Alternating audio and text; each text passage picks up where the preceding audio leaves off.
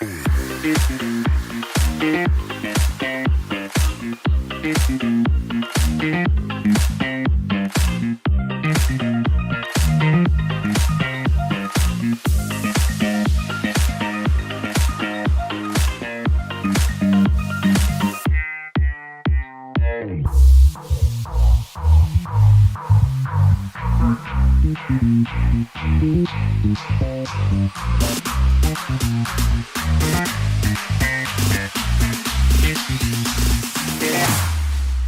we go now.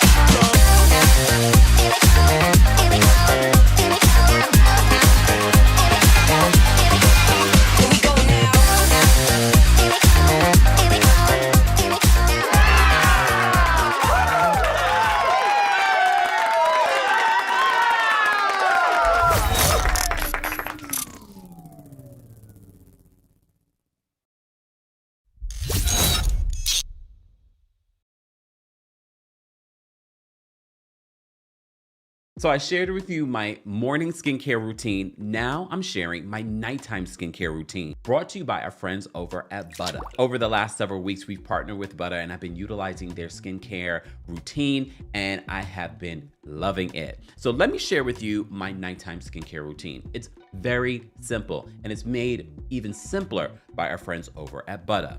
First, I start off with their cleanser. Wash your face with their cleanser. Then I use their silky soft towel, which I love. I love. They're disposable. They are quality. You shouldn't be using the same towel that you use to dry your body on your face. And then I'm using their retinol. People don't understand the benefits of retinol. Smaller pores, youthful skin. A lot of people don't even utilize this. You should. All you need next is their Cocoa Shea Moisturizer. As I've said before, they've made my routine a lot simpler because I've had to use a different morning moisturizer versus what I use at night. With their Cocoa Shea Moisturizer, I can utilize it for my morning and my evening. I just put a little bit less on in the morning. At night, I put a little bit more. And that's it for my nighttime routine. One of the other big questions that people have asked me, is there a scent in the moisturizer? Very light scent. The other question people have asked me, is Buttah Black owned? Not only is it Black owned, their president is a Black woman. But of course, you also ask, can we get a discount? Of course, get 10% off when you use my link, buttahskin.com/Kempire. More information on Buttah will be available in the description. Thanks, Buttah.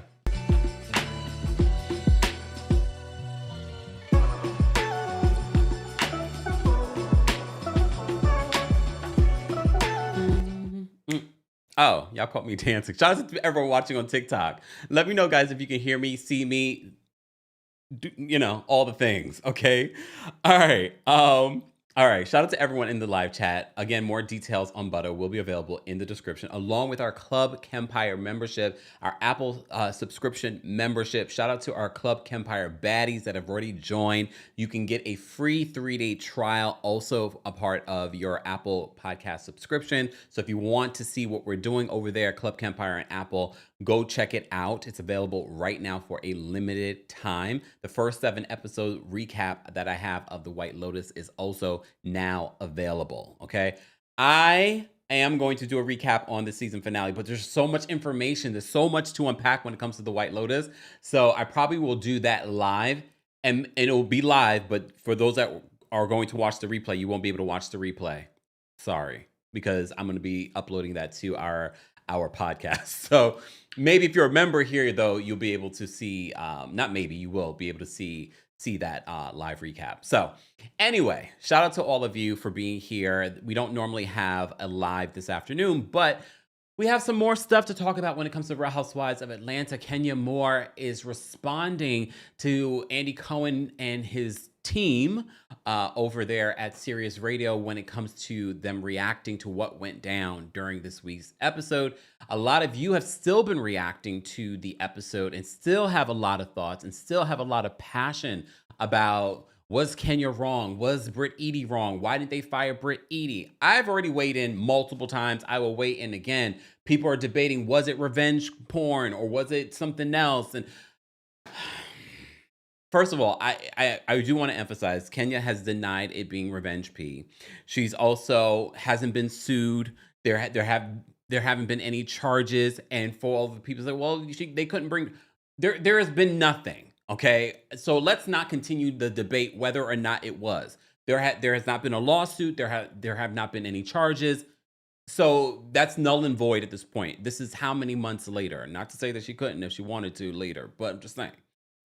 None of that has happened. So let's stop litigating whether or not it was or not. What we can't litigate is that it happened. It definitely happened. It definitely was explicit photos. And if I attended this event, I would have been like, damn, like, why am I seeing this right now? And if that was you, because look, we're all grown. And no matter, there, especially in this day and age of where there are OnlyFans and there's a lot of stuff out there. Would you want, maybe you changed your life and maybe you don't, that's an old part of your life. And someone decides to share that at their grand opening. Anyways, we will get there. We will get there. Anyway, shout out to those of you watching on TikTok, those of you watching on Twitch, Twitter, Facebook, and of course, our YouTube community. Shout out to our King's Guard. Shout out to our channel members. We have a lot to unpack, but before we get to all of it, oh, I forgot to upload a photo that I wanted to. Did you guys see the new trailer? Hold on. I need to upload this photo because did you guys see the trailer for Next Gen NYC? As if they're going to try and turn this into a franchise. Oh, Lord. Let me just show this to you guys because I'm sure you probably saw the trailer for this, but I know what I will not be watching come whenever this is supposed to come out. I forgot when they said it's coming out. Next month? I mean, the end of this month, I think, or something like that. I can't remember. I don't care because I know I won't be watching. All right?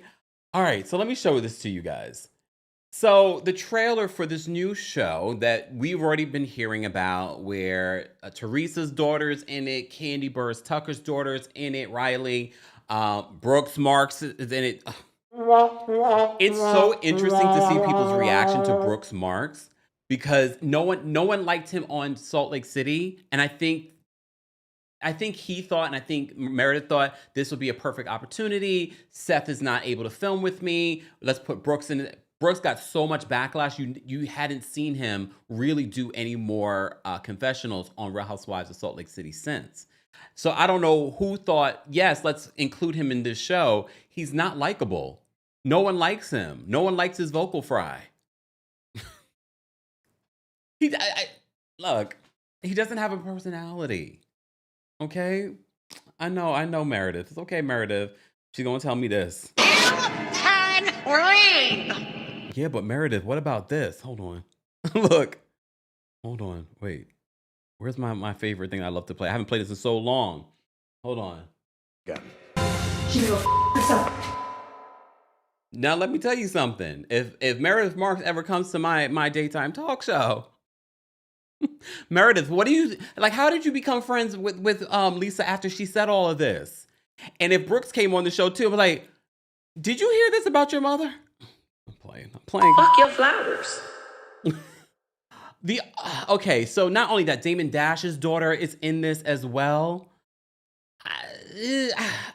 I don't know. I know a couple of the other people. First of all, if you watch the trailer, Candy's in the trailer. She's probably coming to visit Riley. She's not going to be in it all the time. Kim Zolciak is in the trailer. Here's the thing. A lot of people are saying these are Nepo babies. Maybe, but I consider Nepo babies people that come from families with money. The only person so far that I see on this cast with a family with money, again, I don't know everyone in the cast, but I see a lot of broke parents in this cast. Candy has money. Kim Zolciak don't have no money.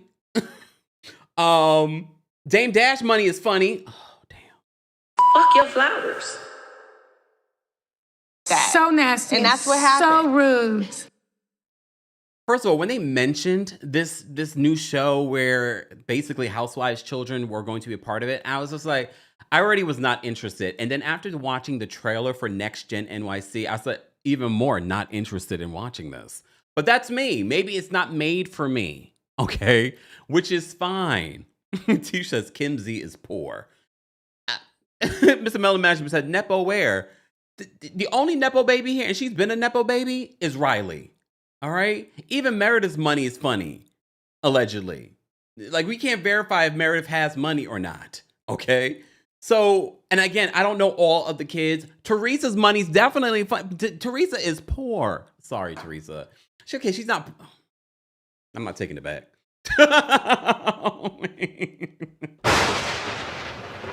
She's all in the news these last couple of weeks.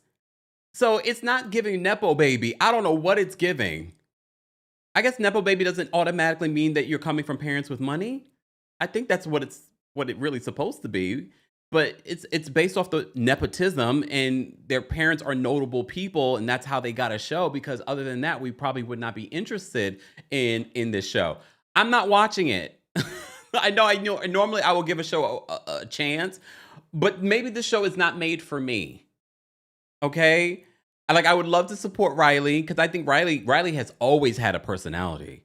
Ever since she was a little girl on Real Housewives of Atlanta, she's always had a big personality. She would always drag Candy. Okay? So I'm only kind of interested in her, but she barely was in the trailer. They showed a lot of Brooks Marks in the trailer, and I'm like, I don't care. I don't care about Brooks Marks and his reality show. He wasn't likable on Real Housewives of Salt Lake City. What makes us think that he's going to be likable now? Gia's on it. I see Gia's clapping back at Bethany on social media. Gia, you've never been likable. Ooh. I said what I said. She's never been likable. Jazz says Riley better be the lead. Not the way that trailer was put out. She doesn't come across as the lead. Brooks Marks comes across as the lead.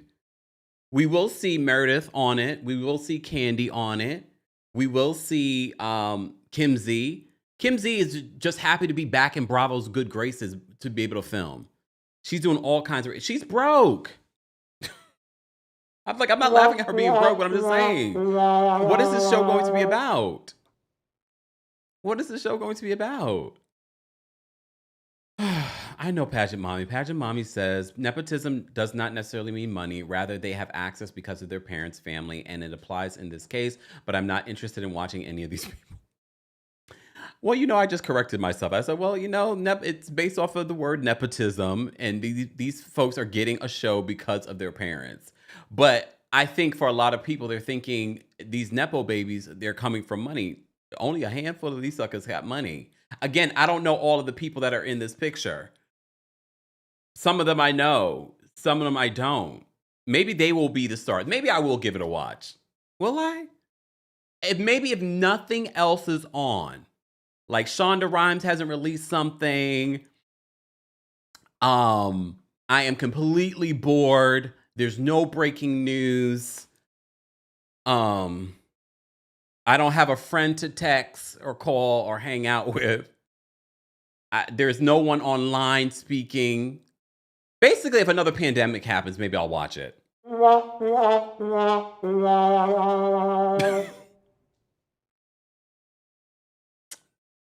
Maybe. Anyway, so Bravo, you're welcome. Next Gen NYC coming sometime near you. All right. In other news, I've been talking about, if you came to our New York City show, I talked about Onijah Robinson Ahmed. She didn't marry that man. Well, Onijah, she is safe and sound, y'all. Come on. Onijah is safe and sound.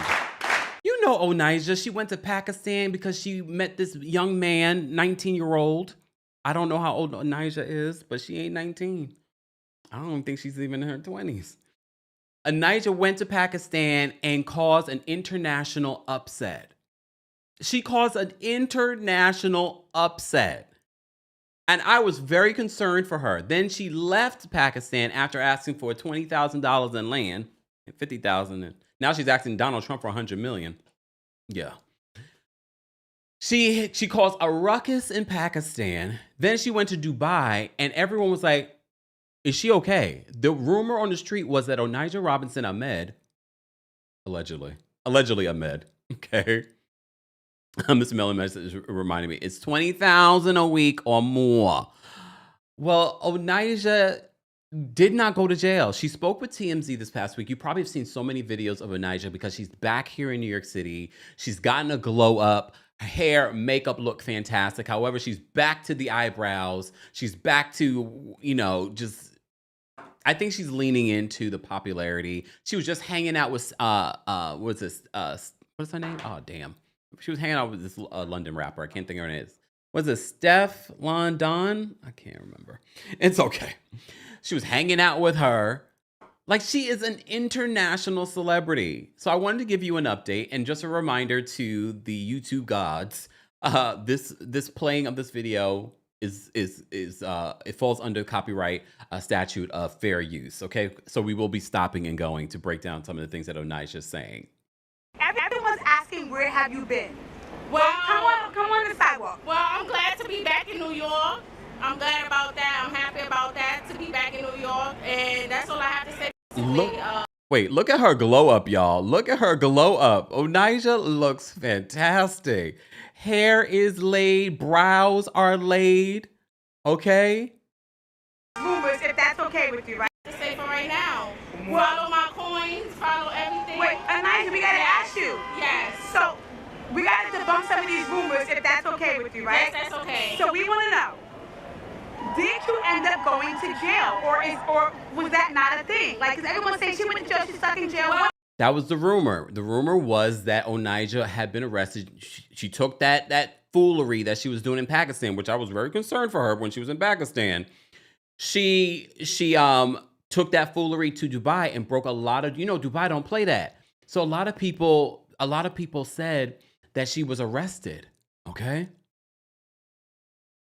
Listen, I didn't go to jail. I was just stuck in Dubai. It was a situation that happened in Dubai that I couldn't get over at the time. I love the way that she says Dubai. She says Dubai. Okay. And that was it. How long were you there for? I was there for a month. Wow. After Pakistan.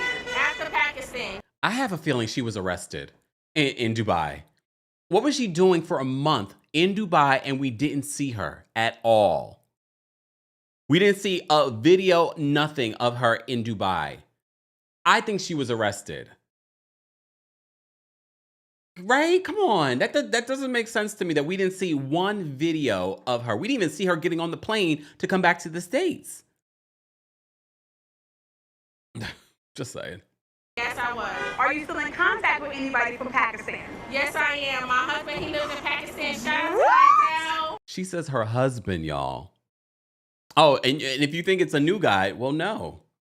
Ahmed, I love you, baby. We are together. We are together?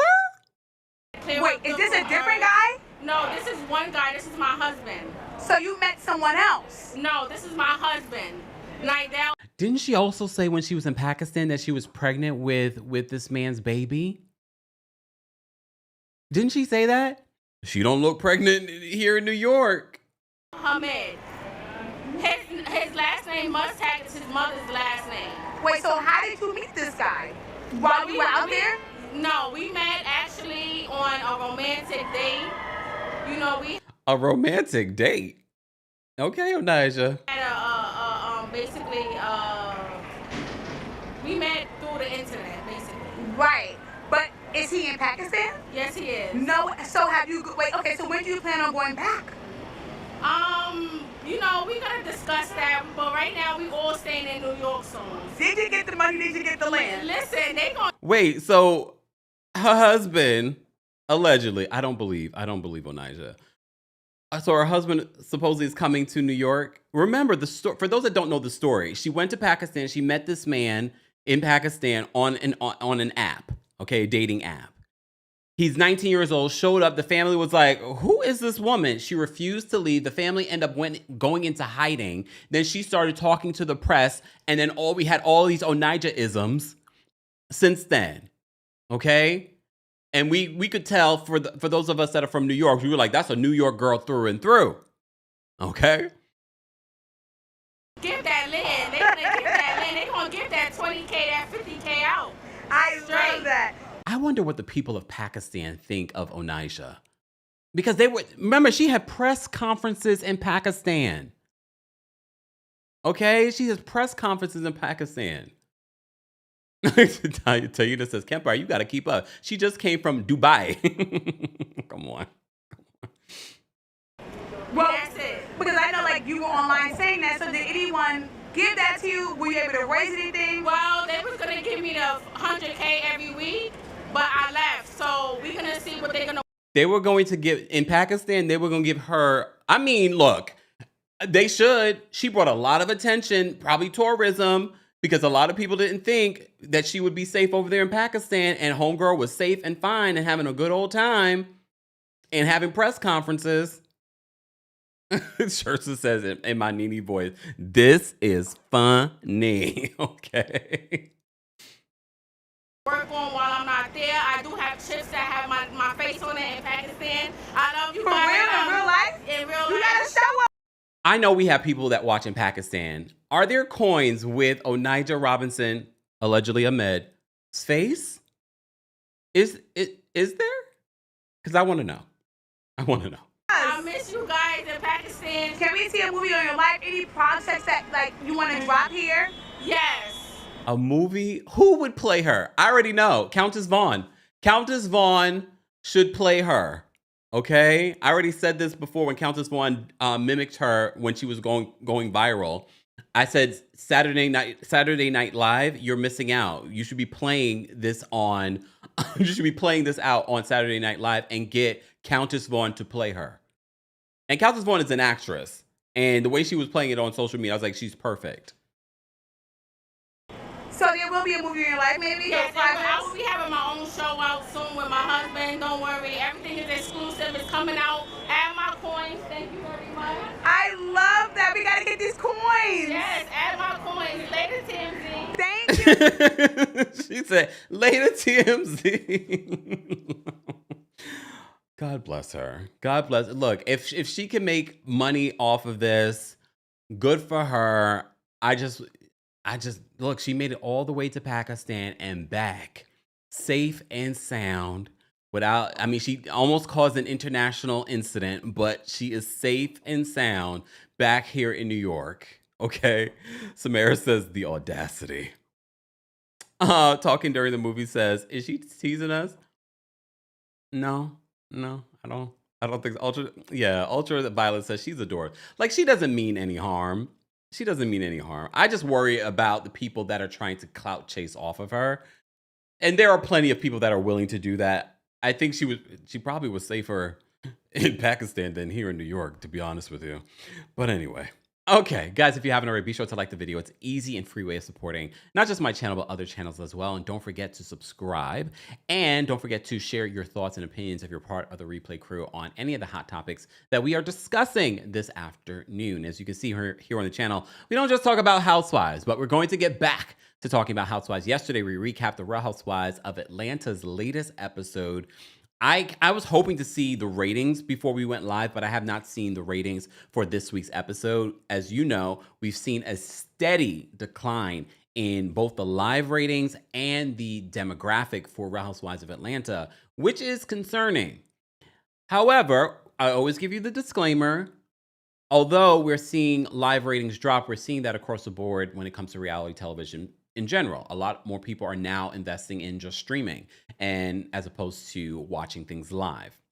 Fine, okay?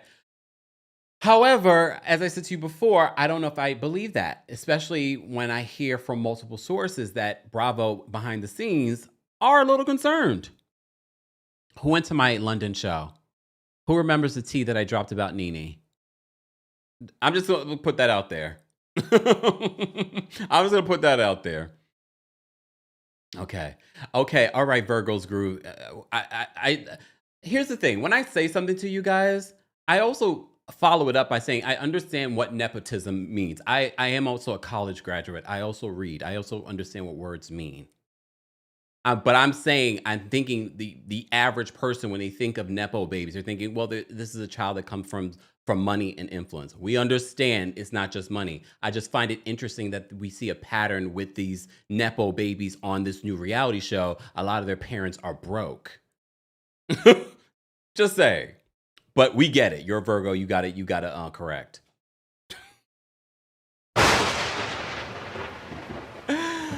But we've moved on. We've moved on. Real Housewives of Atlanta. So I don't know if you guys have seen it. Okay, before we even get to that, yesterday we recapped Married to Medicine. If you watched my recap of Married to Medicine, then you saw that I was so disinterested. Okay. Thank you so much, Emily. Emily's watching on TikTok. She says, Juicy Scooper, love you with Heather. Yeah, shout out to Heather McDonald. I've been on there a couple of times, and I will be back when I get back to LA. All right. So Can't Be Bothered says, who was in London? Share the tea. Okay, I'll tell you guys this before we get to this story.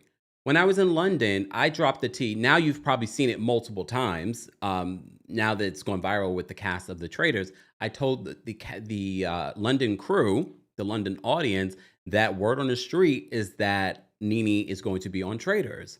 And now I'm hearing from more sources that is true. I'm also hearing interesting things about Andy Cohen and his future with the network. And then I said to myself, this is pure speculation. Well, that would make sense because, Andy usually hosts the Traitors reunion. And if he's gone and Nene's on Traitors for season 4, it makes sense. Does that mean that Nene will return to Real Housewives of Atlanta? What I'm hearing, that is not on the table right now. From what I'm hearing, that is not on the table. But Traitors, again, I've told you, this is not just one source. These sources that I've heard this from are from different areas. So I'm like, oh. But if you went to the London show, y'all know. That's why I'm glad I said something during the London show. So y'all know I said that back in December. Okay? But I also told you what we saw with season 3. There were a lot of people that dropped out of season 3 last minute because, contracts. But I'm still hearing her name is a part of season 4 of the Traitors. Nene's back in the fold. Nene's back in the fold. How do you feel about that? I think it's going to be funny and entertaining. Okay? I definitely think it's going to be funny and entertaining. And I know some of you, since we're talking about Kenya, word on the street, she was supposed to be a part. Remember, she accidentally posted, I guess she was at a meeting for Traitors and she posted it on her Instagram story. But remember, the filming for Real Housewives of Atlanta conflicted, so she couldn't do it. Word on the street. Word on the street is she would love to do season 4, but they're not interested. That's the word on the street. Whose street? Not my street. But that's the word on the street. Clearly, she wants to be interested. And maybe the reason why Kenya is saying the things that she's saying today is because she knows that the door is closed. Eesh, the door is closed. That's what I'm hearing. So the crash out that we're seeing on social media, Kenya, don't crash out, girl. You got a lot of people that want you to win. Don't crash out yet. Don't burn every bridge yet. Amy says, wait, what are you sipping on? Water. All I drink is water, y'all. Maybe some kombucha every once in a while. Maybe a sip of, I really don't love soda like I used to as a kid. It's mostly water. This is water.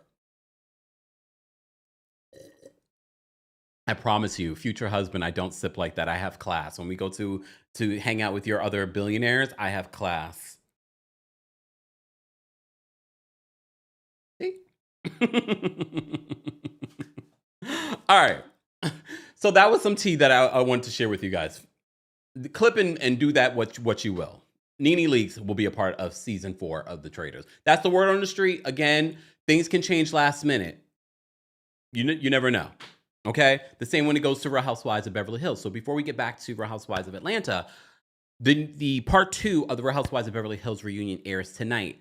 I have a very busy day tomorrow. Let me know if you guys are cool if I go live this evening, like 9:15, 9:30, to recap it. Like right after. Let me know if y'all are cool with that and it's not past your bedtimes. If not, y'all can watch the replay. I have a very busy day tomorrow. I have appointments and things like that. And I got, things to take care of. Judy said, that's fine. Judy's in LA, y'all. That's what, 6:15 for her. Tamika says, no, it's my bedtime. Well, Tamika, watch the replay. Okay. All right. Anthony says, Nene and Kenya should team up and do a podcast. We'll be fire. It wouldn't work. And it should work. A Nene and Kenya podcast, because I've thought about that. I think just their personalities just would not mesh well for a long period of time.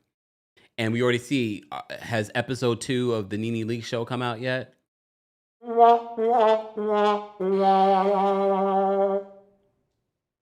Just asking. Has that come out yet? Because that would be iconic. Us with actual business minds would be like, well, yeah, let's do that. That would make sense. That would bring in, people would love to hear us talk, and because they would have such different personalities and opinions. But here we go. That's not going to happen. All right. Amy says, we're still waiting on episode 2 of the Nene Leakes show. A month later. Oh, Nene. Okay. All right. Cindy says, no more podcasts, please. Like, I'm not against more podcasts if they make sense. If the people that are doing it are passionate about it. But it's not going to happen. It's not going to happen. All right, let's move on. Let's get to the Kenya of it all. Before we do that, Dr. Heavenly decided to weigh in on what Kenya Moore did. So for those that have been under a rock, in the last episode of The Real Housewives of Atlanta, Kenya Moore shared some very intimate photos. You literally hear what's her name? Cynthia say exactly what Kenya shared. And that was a very explicit photo of Britt Edie with something in her mouth, a genitalia in her mouth. Okay? Along with a lot of other stuff that Kenya shared. Things about her business, things about her surgery, all of that. So a lot of people have been still weighing in with their opinions on Bravo did Kenya dirty. Production did Kenya dirty. There are even people still speculating that production knew about the poster boards. And I get why people might think that, but I promise you, I don't think so. We have to remember, this filming was happening right after Bravo, NBC Universal, told these third-party production companies to update their policy and procedures. This was in the middle of the reality TV reckoning. They were not trying to get involved in any of this. So, when it's necessary, when it comes to production, I'm like, oh, that looks like production dropped the ball. I don't think so. I think this was solely on Kenya. I really believe this was solely on Kenya. Okay? All right. So, Dr. Heavenly decided to weigh in because, Dr. Heavenly has her own thing. So she compared what happens on her show to what happened with Real Housewives of Atlanta star Kenya Moore. And this is what she had to say.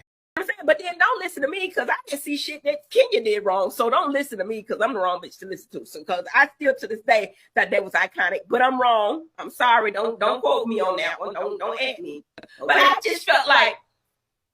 But then don't listen to me because I can see shit that Kenya did wrong. So don't listen to me because I'm the wrong bitch to listen to. Because I still to this day that was iconic, but I'm wrong. I'm sorry. Don't quote me on that one. She said it was iconic what Kenya did. I think even if you're Team Twirl, you're not saying what Kenya did was iconic. Don't at me. But I just felt like, I be feeling like it was so wrong. Don't show it. That's my thought. But anyway, who am I? Well, that part, that's one part of what she said. I was sort of like, if it's wrong, Bravo, why are we showing it? Why are we including it? This all happened at the top of the season. They were 3 weeks into filming.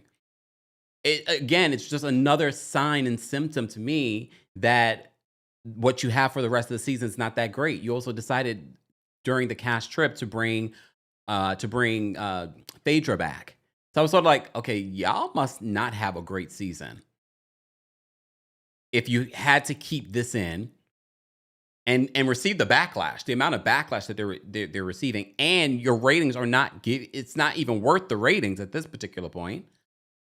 It's not making sense. But I have to agree, damn it. I got to agree with Heavenly. Like, if it was so bad, why are you showing it? That's my thought. But anyway, who am I? But I just felt like, I be feeling like if it was so wrong, don't show it. That's my thought. But anyway, who am I? Who am I? Who are you, Dr. Heavenly? So Dr. Heavenly says that she felt like what Kenya did was iconic. I don't think even the Team Twirl fans, even the people that are justifying and saying, well, you saw what Britt Edie did. And I had to rewatch the interview that Kenya did recently with Tamron Hall, where she basically confirmed, like, this is what she did. And she said in that interview, I'm taking accountability for what she did. But she also said that she didn't feel protected by the network. She says in that interview that she did go to the network about what Britt Edie said. And she said, I almost completely forgot about this. I'm glad I rewatched it. She says that she felt like the network and production were gaslighting her like she's some sort of black Karen. And I said to myself, like, well, here's the thing, Kenya. If that is true, you took the wrong route. Especially when we talk about, human resources, you took the wrong route. If they were gaslighting you, if you felt like you weren't protected, what you do is not retaliation. What you do is you get your lawyers involved. That's what you do. If you felt like they weren't protecting you, like they weren't believing you, literally, if anyone, I can understand the other women not understanding what's going on because they can't hear everything. Production hears everything. They're recording everything. They're listening back to everything. So they definitely knew what Britt Edie said. And the minute you said that she said this and you felt threatened, they can go back to the tape. So that's where I will blame production and the network for dropping the ball on how that was handled. Sidebar, Kelly, when they replay that situation, why were you drunk? Because Kelly was just like, ha, ha, ha, ha. Mind you, Britt is like all heated and talking about pistols and whips. And Kelly's like, yeah, ha, ha, ha. I'm like, what is wrong with Kelly? What is wrong with Kelly? Girl, calm down. Okay? So anyway, and I'll say this again for those that may be new here.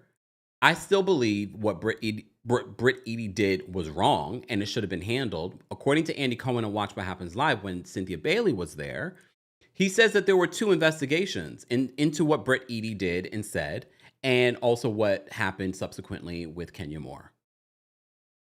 So on Andy Cohen's on his Sirius Radio program, he and his co-host discussed the Real Housewives of Atlanta, its latest episode. So let's take a listen to that. I'm going to be, again, YouTube, copyright laws, under fair use. We are breaking this down for research and commentary. Okay?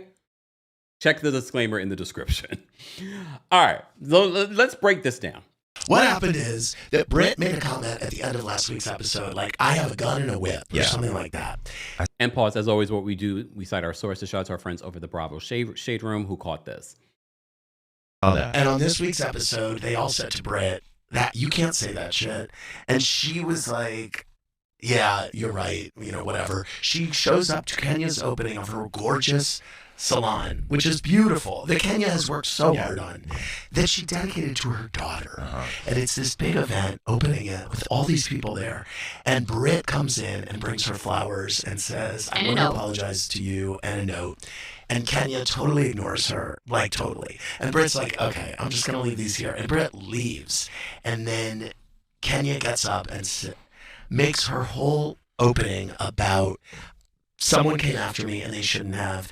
And I started looking into who this woman is, and this is who she is. And she starts showing pictures of her. With like poster board that she printed out. And this is like one of the pictures is revenge porn type. Yes. Okay. I didn't get to listen to this full episode, so I don't know if Andy ever addressed whether or not, because a lot of people have been blaming production and saying that, they had something to do with those poster boards. Some people had originally said, before we even saw the episode, that they believe that production were the ones to find out this information, create the poster boards, and give this to Kenya. I don't know if he addressed that in this particular episode, but I think that he should. That is a liability. The pictures is her, like, oral sexing. Yeah. And so, and the Atlanta Housewives are like, we're out, you know, when the place like clears out. Yeah. And then there's and Cynthia said, in all my time at the show, this is the lowest I've ever seen anything yet. And so that's what, you know, and then there's a slide at the end of the show that says, Bravo, stop filming with Kenya after this. Well, you know, they say, like, you know, there's all this talk of, you know, after the Me Too movement, it's like, if you show someone a dick pic or a nude pic without them saying, yes, I would like to see that right now, that's like sexual assault. And that's where Kenya Moore decided today to respond in regards to what Andy's co-host had to say in regards to associating what she did to SA. Jordan? Well, I was going to say, the bad part of it and the sad part of it was that, like you said, it was Kenya's opening of her store that she's worked so hard for, and it's been Kenya Moore hair care for years. Yes. And it was like a big moment for her. Why And did she like do that? she should have been celebrating herself, but instead she used the time to like do revenge porn and bring somebody else down. And at the end of the day, it was such a bad look for Kenya. Yeah, why would And she she do that? sabotaged herself and her business. Yeah. What's she thinking? Jody from Minneapolis, what did you think? You know how Andy doesn't want to weigh in his thoughts and opinions. Remember, word on the street when Kenya was doing a lot of these interviews recently, she said that she's in communication with Andy, and Andy has confirmed that he has been in communication with Kenya. I think Andy plays the middle very well with these housewives because he's like, he tries to play like he's the friend, but he's also the boss. And that's a very tricky position to play. So he's not going to share too much in regards to his own opinion on the situation. But also, he's also a Bravo executive. Hi. Also, I'm just so proud of Bravo and how they handled it and all the housewives that left after Kenya showed it. It was so trashy, and it was so negative and ugly, and I don't know, I think a few years ago not all the wives would have left after that, but I'm really proud that they all left. And, you know, Britt making that comment about the guns and whips, I don't know, I didn't feel like it was totally like, I'm going to go kill you, Kenya. I think it was just her. Here's the thing. When I first heard about the pistol conversation with Britt, I was like, because remember, it kind of came out that, there were these threats out there. And I was like, are people just putting that out there? But no, what we saw from Britt Eady, first of all, and look, and I get it. You got your team, Kenya people, your team, Britt people? Who's team pistol? Because I'm like, okay. I mean, she's very new. That's why I'm sort of like, who's team whatever. But when we heard that, what we saw from Britt Eady, yes, we saw the comment from Kenya at Shamia's birthday party, but it wasn't enough for Britt Eady in every scene that she had from that episode till now to bring up, I didn't like the way that Kenya spoke to me at Shamia's birthday party. And I'm like, why are we still talking about that? Why is that still an issue? Unless there's something that we didn't see. But according to the streets, there isn't anything there. So we saw in that moment during the Angela's dinner that Kenya gave her a little bit, and then Kenya was like, I'm not arguing with you. I'm not continuing. And Britt went off. And I think Britt got frustrated because she wanted to have a moment. Britt wanted to have a moment, and Kenya was not going to engage with her. So I think that made her even more frustrated, along with other stuff. Because I don't know, the amount of rage that came from Britt in that moment, I would have been uncomfortable too. Because remember, it wasn't even just Britt saying that. Britt was talking about whips, pistols, and her husband was there. And you already know he already got the screw face on too. So like and I know Kenya wasn't probably necessarily scared. She looked uncomfortable though. And that's why she got in Portia's car. I don't care if you like Kenya, you don't like Kenya. I could sense she looked uncomfortable. But I could also sense at Kenya's event when she decided to show all those things and she saw the audience reaction, but mostly her cast reaction, probably also production's reaction, because word on the street, production was like, what? That's the word on the street. Whose street? Not mine. I don't live in those streets. I just keep my ear to the street. And I think once Kenya saw the cast reaction and you saw what Cynthia said to her, that's when she sort of was like, oh, shoot, I may have miscalculated this. And she did. But she had to, in that moment, double down on it and make herself seem like it was right. Tanya says that the funky face husband was lurking around the venue. Yeah, because eventually we saw him come out and we were like, what the hell? And she kept on going off. Britt kept on going off even after. If someone's not speaking to you, like Kenya has done a lot over the years. If someone isn't speaking to you and you're still going off, talking about pistols and talking about whips, why whips? Why you got whips? But anyway, all the conversation. And you're still going off as it didn't make sense to me. It didn't make sense to me. So that is what Andy said on his platform. Kenya decided to respond I believe she responded in the our friends over at the Bravo Shade Room's comment section. And this was her response. She says the two co-hosts, damn, is that shade? Two co-hosts are extremely ignorant. SA is grape. I'm changing the words, but if you're watching this, you can see what she actually said. Remember, that's what Phaedra accused Kandi of attempting to do to Portia. Well, in all fairness, Kenya, SA isn't just grape. It could. There are a few examples. We won't go through all the examples, but that is not just that. That doesn't only fall under grape. Okay, so she said, remember, that's what Phaedra accused Kandi of attempting to do to Portia. And then she says, revenge corn? If someone showed Kim K's S tape to you, is that revenge corn? Question mark. I found that plus tons others online. She signed a release for it, so it's a fair, quote, receipt. She puts in capitals. Okay, I'm going to just keep going. She says, warning, if you are not an attorney and familiar with Georgia law, then shut the F up.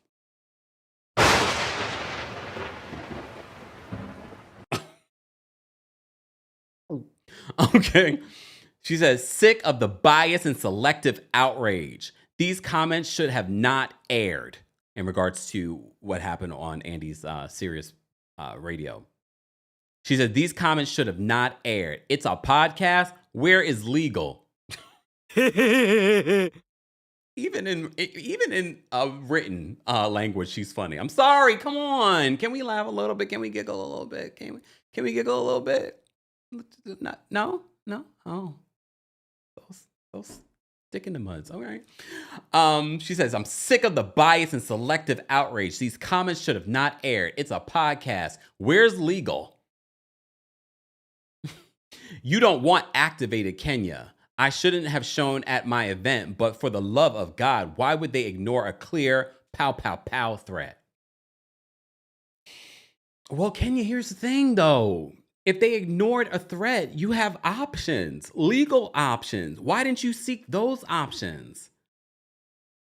Why didn't you? And why haven't you since seeked those options? Because it's literally, now they can't take it back.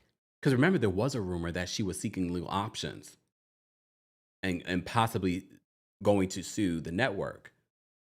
I heard from sources that was true, allegedly. But I don't understand. Even before it got to your event, why even allow Britt Edie to come to your event if you didn't feel safe? Why even allow her? But let me play devil's advocate. Maybe she felt pressure from production in the network. This is an all cast event. You want your spa shown. I'm not saying that's what they said. I'm just saying we have to kind of give you a full scope of why people, because people always say, why are these people signing on to do reality television and then complaining about it later? Well, there are mechanisms for enticing these people to continue to be in this crazy cycle of reality television. I'm not saying that's what happened here. What I'm saying is that could be a possibility. So she says, sick of the bias and selective outrage. These comments should have not aired. It's a podcast. Where is legal? You don't want activated Kenya. Was activated Kenya the same person that showed up at her spa event and showed what she showed? Is that the same activated Kenya? Because if that's the activated Kenya, no. Please. She said, I shouldn't have shown. Well, at least she's owning this. She said, I shouldn't have shown at my event, but for the love of God, why would they ignore a clear pow, pow, pow threat? let's rewind and go back up to the other part of what she said here. I don't want to litigate. I said this at the beginning. I'm going to say it again. I don't want to litigate if this was revenge porn or not. I don't want to litigate that. Again, we're not attorneys. Every state handles revenge porn differently. However, was it inappropriate for her to show at her event? First of all, it was inappropriate for her to show. Even more inappropriate to show at your grand opening. Because the problem here, Kenya, I don't think that you're understanding. If I'm coming to your grand opening, I should not be shown pornography without my consent. That is this. I'm not saying that it was SA. What I'm saying is that without my consent, you should not be forcing that on my eyes or anyone else's.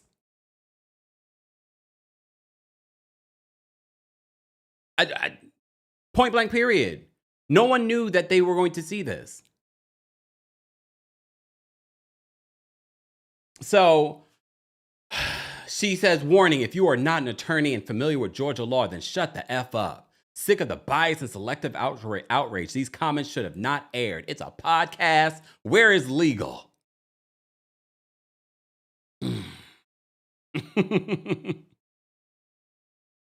Anyway.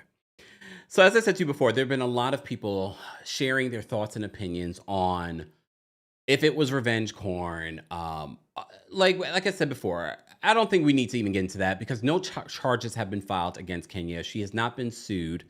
I don't think that Britt Eady will sue. There was a rumor that Britt Eady went to the network and threatened to sue because of this. We shall see, because we're going to see the aftermath this week. A lot of you said this was the season finale for you, this last episode. We will be watching. I will let you guys know here on the channel if there are threats of legal action from Britt Eady. Okay. All right. Let me say thank you because we had quite a few super chats. But if you are a member of the channel, I did drop the call-in link on the community tab. Apparently, the members, you guys are on high alert because the backstage is already lit. All right. All right. Let me say thank you because we had a few super chats. And again, guys, I will drop the call link for the general audience. Keep liking the video. Let's get to at least 1,000 likes, and I will drop the call link for the general audience. Nicole, thank you so much for the super chat and for being a member. Nicole says, Riley, my wallet is bigger than yours, poor Reed. Oh, my Lord. In regards to the new Nepo Baby show that's coming on Bravo. Scarlett, thank you for being a member for the super chat. She says, Onijah is a BK girl through and through. J.I., thank you so much for the super chat. Maybe plastic surgery and recovery like Nene. Wait, maybe plastic surgery and recovery like Nene? Are you saying that she had plastic surgery and that's why we haven't gotten a new episode of the Nene Leak show?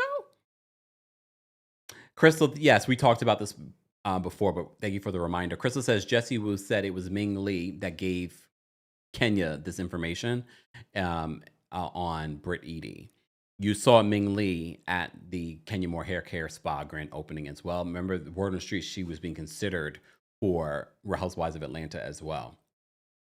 Jay Marie, thank you so much for the super chat and for being a member. What happened to the insurance fraud poster board? That surfaced on the internet last year when this first happened. I think they just edited that part out. There were multiple poster boards. I still have the picture of the insurance fraud poster board. So that definitely was true. Scarlett, thank you so much for another super chat. Scarlett says, production has no control over Kenya's actions, but they could have definitely halted the scene, stopped filming, and had a convo with Kenya in the moment. All of that. I think for production, I think for them, they have such a weird line of, we got to capture everything, but at the same time, forget that it's a work environment. So I don't know. NYC DMP, thank you so much for the super chat and for being a member. There are more important things to discuss. Married to Medicine, do better to talk. You're right. She took the wrong route, and it was obvious to us all. Love and gratitude. Thank you so much, NYC DMP, for the super chat. Bonnie, thank you so much for the super chat. Bonnie says, I didn't even know Andy had his flop. I wasn't ready for that. Bonnie says, I didn't even know Andy had his flop podcast. It's not a podcast. Well, he has a podcast for Watch What Happens Live, but he also has Sirius Radio. He has his own network on Sirius Radio. I'm surprised that Sirius Radio is still around because I just don't see a lot of people having Sirius Radio. There are people clearly because it's still been around, but I just don't really. I didn't realize that people still have Sirius Radio, but he does have a network on Sirius Radio called Radio Andy. She says, only hearing about it as he talked about Kenya is interesting. Thank you for the super chat, Bonnie. Amina, thank you so much for the super chat. Amina says, Britt did not leave. She was outside waiting. I think production told her to wait since they knew what Kenya planned to do. That's a stretch. Because here's the thing. I think Britt left because she was also waiting for Kelly. Because remember, she arrived with Kelly. So, I mean, look, do I think production is guilty of a lot over the years? Yes. I just don't think so here. I think people are trying to put it on production to take blame off of Kenya. Kenya is a grown woman. And in all of the interviews that Kenya has done, she has not said that production gave her that information or knew about that information. Unless the activated Kenya is going to tell us that next. But I don't think she would do that because she knows that would be very a big issue for her. Keith, thank you so much for the super chat. Keith says your self-esteem has to be below Earth's crust for someone not hugging you to trigger you this much. She was looking for a reason to have a problem in regards to Britt Edie. Agreed. She'd been looking for a problem. Like she kept on bringing it up in every scene. I was like, what is going on here, Britt? What did Kenya do? Cena, thank you so much for the super chat. Cena says, bravo, bravo, bravo. In no way you can mention a pow, pow, pow in a work environment. Not only would you get fired, but you might get a court case. I'm Canadian and the white people don't play like that. I mean, we've talked about this endlessly. Like at this particular point, I'm just tired of saying it because people keep trying to equate everything in regards to forgetting that this is a work environment. So what Britt Edie did was wrong, but so what Kenya did in retaliation was wrong. Miss Esquire, thank you so much for the super chat and for being a member. Miss Esquire says, what is legal is the floor. Ask yourself what is moral and ethical. Let that be your standard. And accusing your poor behavior by comparing it to another is a race to the bottom. Oh, not a race to the bottom, Miss Esquire. That was a read. See, I'm never going to fight with a Virgo. Just saying. Candy, thank you so much. Candy Kane, thank you so much for the super chat. Candy Kane says, Kenya was tipsy. Once she started down that rabbit hole, she could not stop. Liquor was speaking for her. And if you watched the episode, then you saw that they kept on showing Kenya taking shots. And if you look at Kenya's face, like Kenya wasn't there. And again, this is not me trying to make excuses for Kenya, but it's just the facts of what I'm seeing in these scenes. Thank you, Candy Cane, for the super chat. Thank you, guys. We're almost at 1,000 likes. Once we get to 1,000 likes, I will drop the call-in link for you guys. But we have quite a few members already backstage that want to weigh in on this update. Kenya Moore is responding to Andy Cohen and his co-host, in quotes, as she put it. She's responding to what they had to say about what played out on the latest episode of Real Housewives of Atlanta. Rahina, thank you so much for the super chat, Rahina. Rahina says, Kempire, thank you so much for my cameo. Love, love, love, love. Also, can you imagine I'm flying back from Antigua on my birthday? We will have to continue to celebrate the rest of the month. You are the best. Happy birthday, Rahina. I love that your husband got you that for your birthday. I spilled a little tea in her cameo too. You just never know. Book me on Cameo. All right.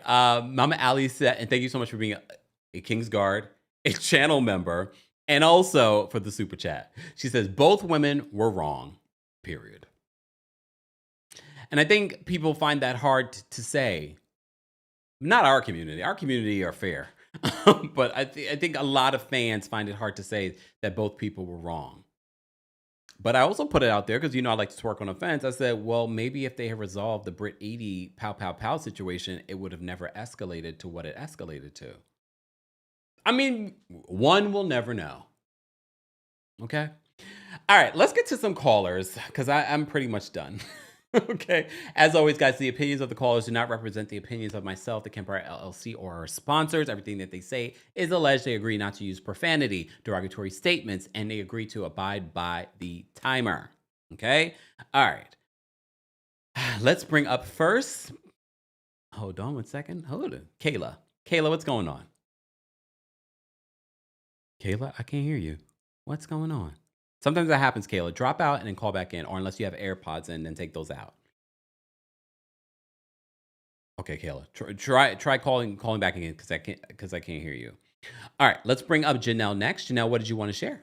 Bonjour, Kempire. Bonjour. And you brought me up right when I put an orange slice all up in my mouth. Okay. How long do Wait, I got? what? Oh, like an orange, like a literal orange, or one of the candy ones? No, Sumo Citrus. Oh, okay. Kempire. Okay. You don't know about Sumo Citrus? No. It is a sumo orange. It looks ugly, but it tastes good. Really? Yes. Trader Joe's? Huh? Trader Joe's, but they sell bigger ones at Whole Foods. Oh. But you can get them at Trader Joe's, you can get them at Whole Foods, and you can get them at Costco. I discovered them during the pandemic, and because people weren't buying them, and the growers were like, we gotta sell them. And so I literally went and bought like 10 of them, spent $30 because they're not cheap. The TikTok folks are saying No More Rain says sumo oranges are the best. Their season are the best. It's January to April. Their season's almost over. That's why they're on sale at Whole Foods, so you need to go get it. Oh, I'm gonna go right after this. On sale. I think they're on sale till next Tuesday. Damn. Or maybe this Tuesday. I know it's either this Tuesday or next Tuesday they're on sale. But they have them for cheaper at Trader Joe's, and they have them for a good price at Costco. But the bigger ones, the ones that are juicy, the ones that could be like the size of someone's head, aka my head, because I got a big old head, it's at Whole Foods. Okay. Yes. All right. So let's get into what we're supposed to be talking about. How long do I got? I got 30 seconds or a minute? Oh, a minute. Okay. No, I'm asking. I want to make sure. I'm trying to avoid. No, I appreciate it because I'm sure everyone else was wondering. Go ahead. Yes, exactly. Okay. I'm not gonna repeat everything you said. Like we all know, Britt and Kenya both wrong. We know that. Jessie Woo's live. I watched the replay yesterday. She dropped so much tea. Some of it you've already said about Ming Lee giving Kenya the information and all that stuff. She also said allegedly that that Britt did threaten a lawsuit against Bravo, and they settled in mediation, and that according to Jessie Woo, her lawyer is not one to be played with. Allegedly. Okay, like this lawyer in Atlanta will get her that coin. So Britt because Britt had a case and Bravo already got too much legal stuff going on. They're not trying to add more to it. But one thing that I want to really want to put that Jessie, sorry, I'm trying to get my words right, that Jessie said yesterday in her live that really stood out to me was how Kenya really hasn't, in her opinion, hasn't capitalized on the RHOA fame like Nene, like Candy. And because I always considered her after Candy and Nene like Center Peach material. So she said like, it's always fun how Kenya really hasn't like really use that fame to be like a household name like the other two. But anyway, anyone who wants to know more, go watch that replay. It's juicy. I mean, All right. Thank you, Janelle. Yes, go get your Sumo Citrus. Thank you. Bye. I will say this in regards to that. Kenya and Nene haven't really. Yes, Nene is a household name, but Nene also has not capitalized. When I say capitalized, I mean like has made a huge amount of money and brands after Real Housewives of Atlanta. Only one that really has done that is Candy. Congratulations to Candy. She just she's one of the producers that of the Othello Broadway play with Jake Gyllenhaal and Denzel Washington, breaking all kinds of Broadway records right now. She's like the only one. That's not the only one, but you get what I'm saying. Of the three people that Janelle just mentioned. All right, let me try Kayla again. Let me see. Kayla, can you hear me? Nope. Can't hear you, Kayla. You might have to drop out, Kayla. I don't know if you can even hear me. Tanya's backstage. Tanya, what's going on? Hi, Kempire. Can you hear me? Yes. Happy Tuesday. You too. I'm calling. I have my coworker in my office because we're both sneaking in to talk to you real quick. Oh, Okay, but I wanted to say really quickly, either way you flip it, Kenya and Britt were both very wrong. And I spent the last few days looking over Kenya's press tour that she went on when, she was going to all of these different people, including Tamron Hall. yeah. And she had her interview and she was stating that she exposed Britt because she was in fear of her life and the life of her child. Mhm. And this was just not the hill to die on. It was in very poor taste. And the way how she's doubling down and coming after Andy and everyone else at Bravo, you are eating the words that you once spoke against Nene, saying that she will never get her job back. You Yeah. quite may never be able to get your job back. And I have driven past her spot and it's not looking very promising. Have a great day, Kempire. We're gonna leave now. We don't want to get in trouble. Oh, bye, Tanya, and bye, coworker. Bye. That's my other question too. One of the things I said during our recap yesterday is the fact that let me turn this off. Is the fact that yes, the entire event spotlighted this incident as opposed to services. Even if it didn't, Kenya, why didn't you decide? You know what? We're going to have an event, or the doors will be open on Monday for the Kenya Moore Hair Care Spa. So it's just sitting there. I haven't heard anyone going there for services. Like, come on. Miss Esquire says we really call Kempire from anywhere. I love it. And I guess people are back at work because I feel like it's happening more and more. People are calling me from the hallways, the bathrooms, the empty offices. I appreciate it. Yeah, you're right. Give me. I was talking more so in regards to Real Housewives of Atlanta, but Give Me Shelter says Candy and Garcelle are doing fabulous things with the platform. I'm really not a fan of the trying to be a pop stars at 35 to 55. All right. Okay, let's bring up. All right, I brought up Tanya already. Okay, let's bring up Winter. Winter, what did you want to share? Winter? Uh-oh, can't hear you, Winter. Can't hear you, Winter. Winter, call back in. All right, let's bring up Tyler. Tyler, what did you want to share? Hey, Kempire. Hey. I just want to say this. Two things can be wrong. Kenya is experiencing a little bit of karma because I feel like they should have pressed it. Yes, Nene was an a-hole, but they should have all stood in solidarity because those girls were being treated differently from the white girls. And at that moment, yes, Nene went wrong, but they went on press tour. The network doesn't want her this. Now you have to be careful what you speak because it may come back on you. But on the flip side, I do feel like there has been a multitude of things that has went on the white shows, white housewives shows, and they end up on The View and things like that and act like it's so amazing and things like that. It's not fair. But Kenya should be silent because you also saw how they did Nene. You still want to work. This is, like you said, this is a work environment. There is a way it's like, do you want to be the person to set people straight or do you want to be the person that gets results? At some point, you have to learn how to sit back and say, okay, this is still corporate. How do I handle this? And she's not handling it right. Now, last but not least, where they are wrong at, I just cannot get in my head. How do you go get rid of Kenya for exposing someone sexually and bring in Phaedra? That just does not make sense. You bring in Phaedra. That makes absolutely no sense at all. Nothing Who for is this going season to is lie? making nothing that they're doing this season is making sense to me. Not for But their own self either.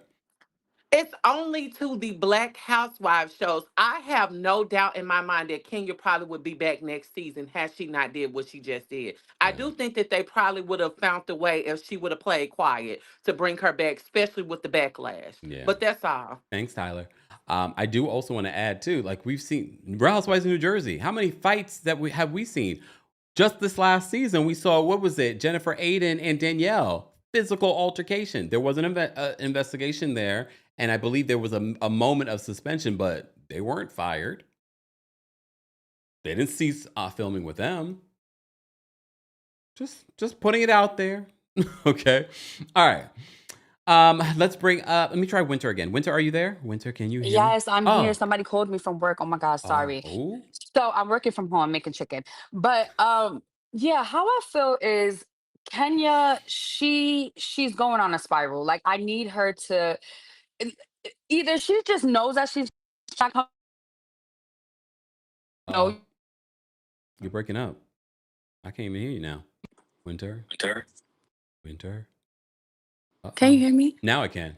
Oh my God. Go ahead. So I'm sorry, but my thing is, I feel like either you know that you don't want your job because the way she's going about it is you're gonna cut ties with Bravo. There's no way that you're gonna like they're gonna do you like they did Nene. And I understand her point. She had a valid point. Britt, what she did was wrong, but the way Kenya handled this situation, I feel like she's not focused on the bigger picture. You were supposed to take the opportunity, open this spa, do this business, and focus on your motherhood. Like, girl, if anything, you failed your daughter when you did this. That's all I gotta say. Damn.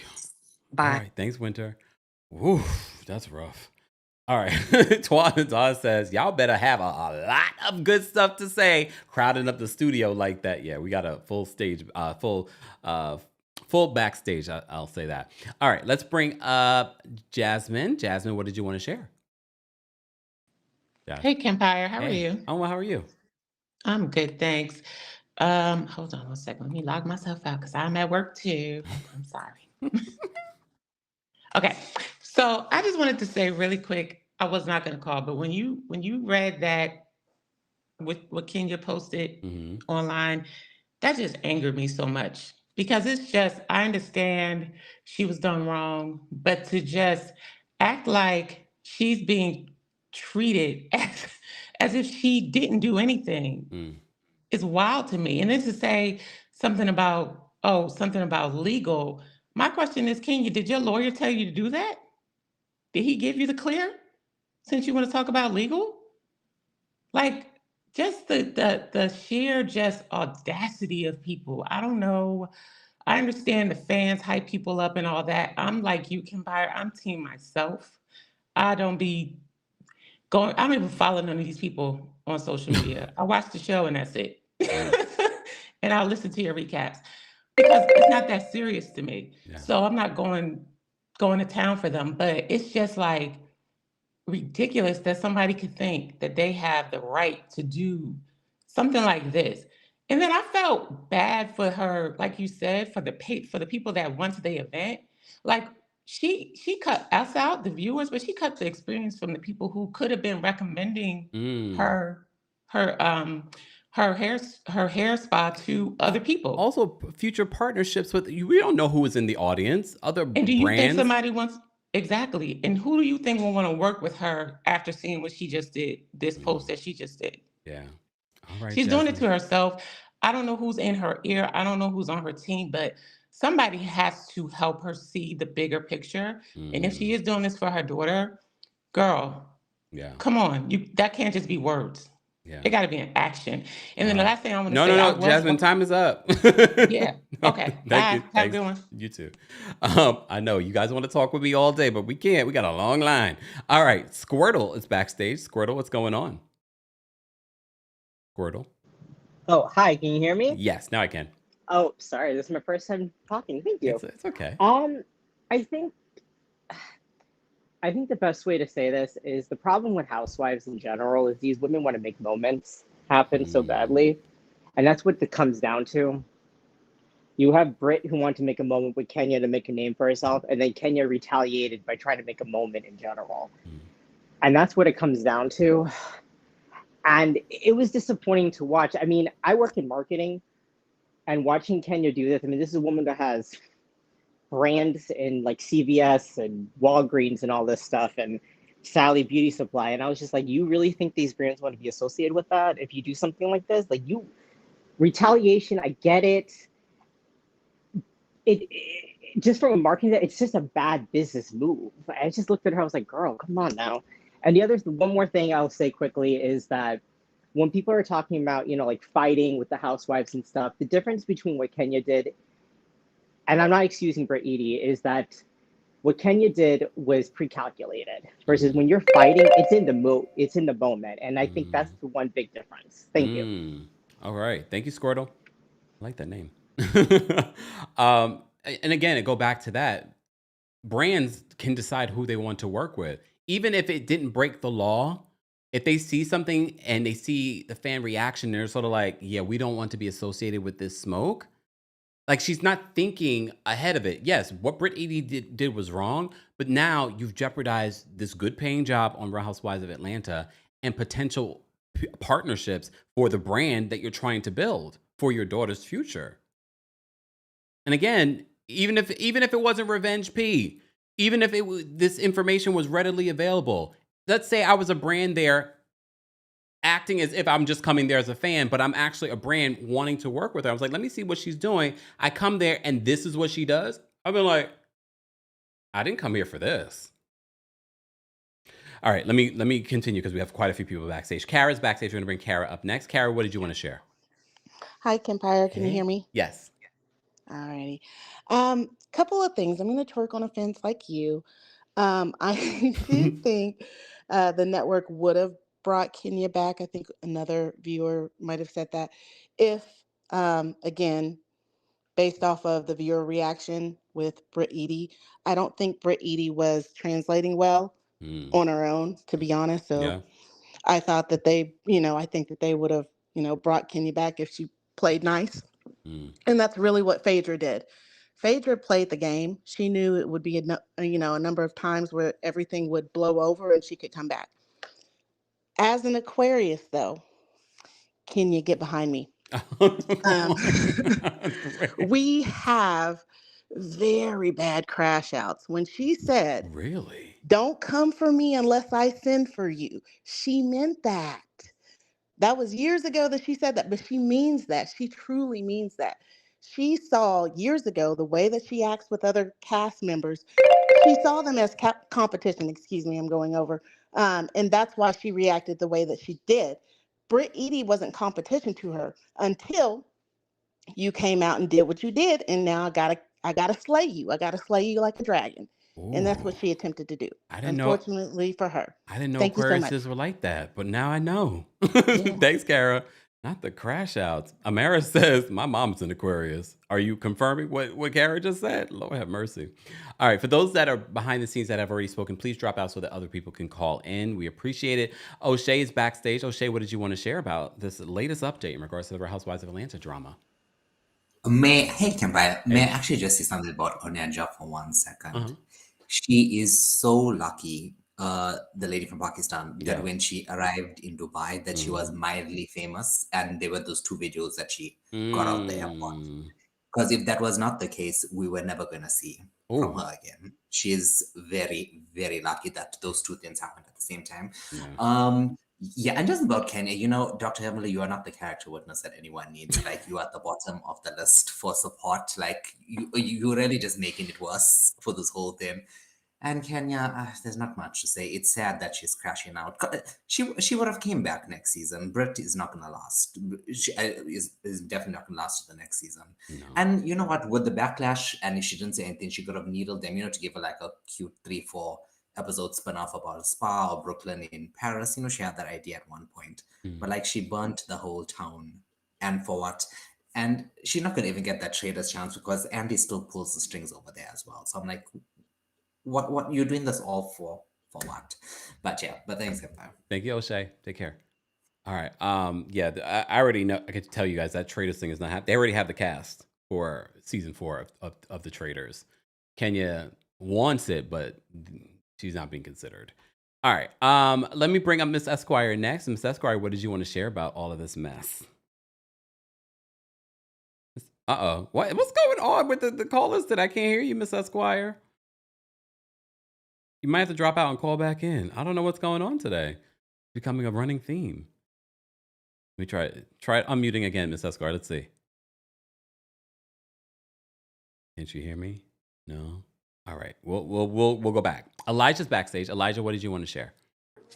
Hey, Kempire. Hey. I wanted to say that, I'm really disappointed with Andy with the whole situation because I feel like Andy's just showing that he truly doesn't really value any of these women for real personally. I think it's more about a money thing. And I think Kenya is very justified in saying what she said because he didn't even have the courtesy to say, you know what, like even change the subject or something to not, they made Kenya look like she's the villain minus like subtracting what Miss Teeth said. You know what I'm saying? And that's frustrating because I feel like, You know what I mean? They're letting her and her nasal congestion run through this show thinking that she's the queen. And you know what I mean? And Kenya has given so much and they're not valuing that.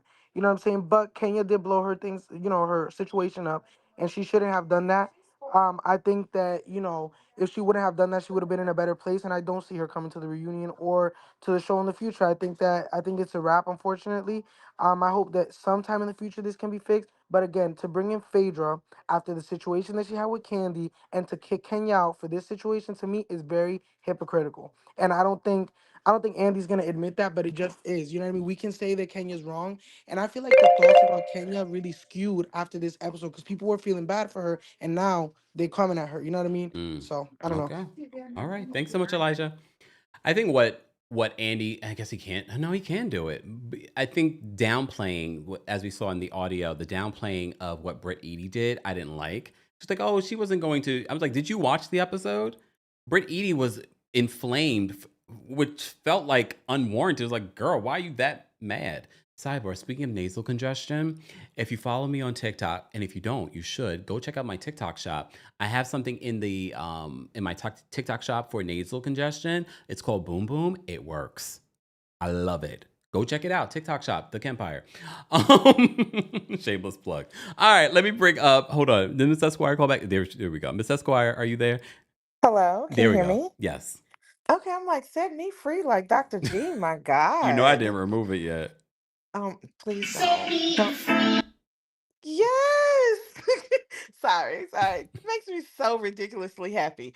Okay, so the thing with this thing with Kenya and Britt is, there's wrong and there's wronger. There just is. Like, two wrongs don't make a right, but we have to actually be able to identify what the wrongness is, Mm, right? And so I think that, Britt wanted a moment and she got a lifetime, unfortunately for mm. her. And Kenya took a shot and she ended up with a self-inflicted wound.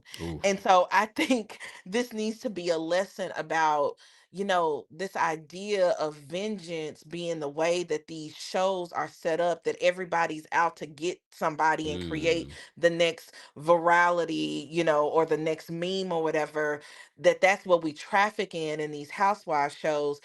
I guess we have to blame ourselves as the audience mm, because they must think that we want this. These women would not be behaving in the ways that they are if they didn't think that this is what drove audience engagement, right? mm, So I think the backlash is helpful to Kenya and to others because we're showing we don't want this. Like, mm, this is actually not what we want.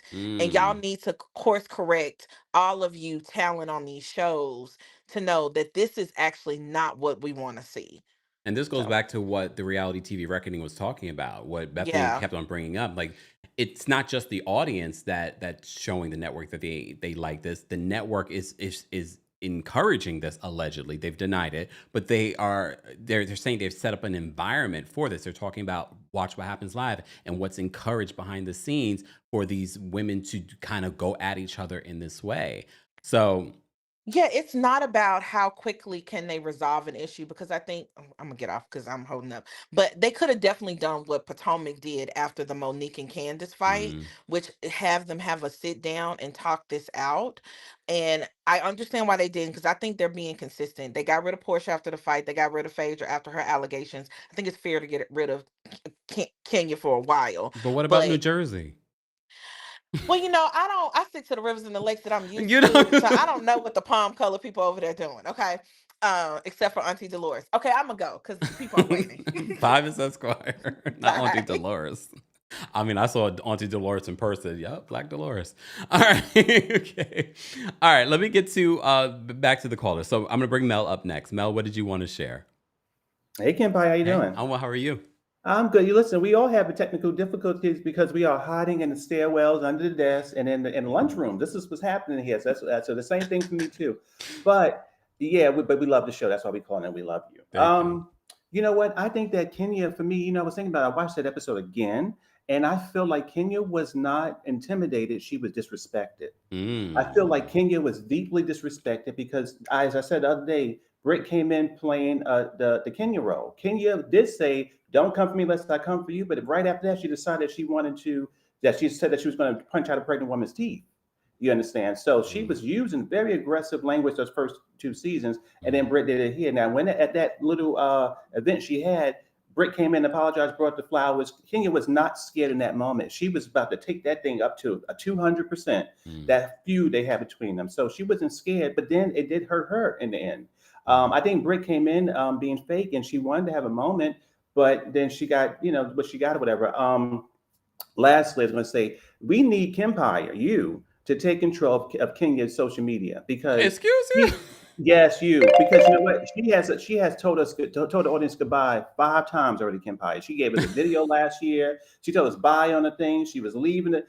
Girl, how many times you come back? You come back more time than she at this point. Like, you really are just doing too much on the social media. Kenya's not. If Kenya had shared what she was going to do at her hair event with one of her friends, I don't think she would have done it. She's on her own at this particular point.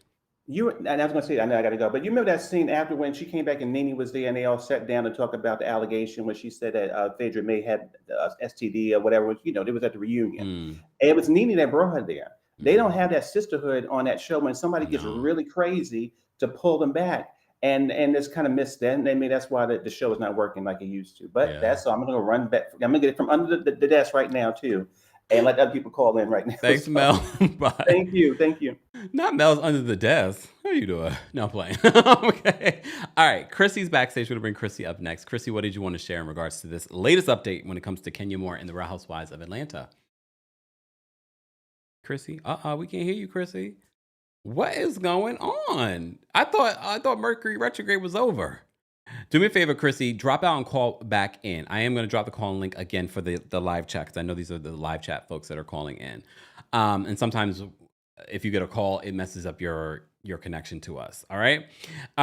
Jessica's Kempire saved Kenya. There is no saving Kenya right now. I'm going to be honest with you. I know people that know her, and look,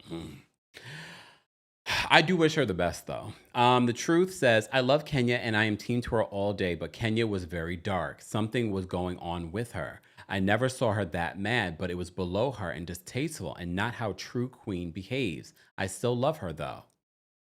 I can appreciate people that are team twirl that can still be like, this was just the wrong road. And just because we say that Kenya's wrong doesn't,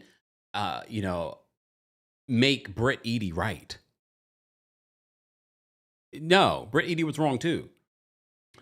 Austin, thank you so much for the super chat and for being a member. Austin says, where do we go from here? What's next? How do we right this ratchet wrongs? I don't think Kenya blasting them on social media. But here's the thing. If I didn't think Kenya wanted to work with the network, because I know there will be people like Kenya's done with NBC Universal and Bravo. She doesn't want to work with, not according to my sources, Kenya does want to work with them. Well, this is not the right road, Kenya. Carmine says, let me bring this up. Carmine, thank you for the super chat. Carmine says, I didn't watch. I knew the secondhand embarrassment would be too much. And I think I'm done for the season, but I'll keep watching you, Kemp. Thank you, Carmine. Damn it, I gotta keep watching this. I'm gonna give it a shot. Keith, thank you so much for being a member and for the super chat. Keith says, Nene wasn't able to capitalize off of RHOA either. Some people just aren't hustlers. If you can't own a business, learn to invest in it. Not much work. Yeah, I agree, Keith. And Nene, of all of them, has the potential to have a lot. And I think after she collaborated with Bethany, she saw like they started at the same time and she saw what Bethany was able to amass. But Bethany is a hustler. If you know Bethany's story, you know even now when Bethany doesn't need to be hustling, she's on these TikTok streets hustling these different brands and like this new chapter of Bethany the influencer. V, thank you so much for being a member and for the super chat. V says, hey, Kempire, just popping in between meetings. I'll be in the replay crew, sending positive vibes to everyone. Thank you, V. You always send positive vibes. We appreciate you. Tamia says, thank you for the super chat. Tamia says, the tea leaves don't look great for the rest of the season. Portia giving friend of energy. Phaedra, Flopiana. Thank you, Tamia. Not Flopiana.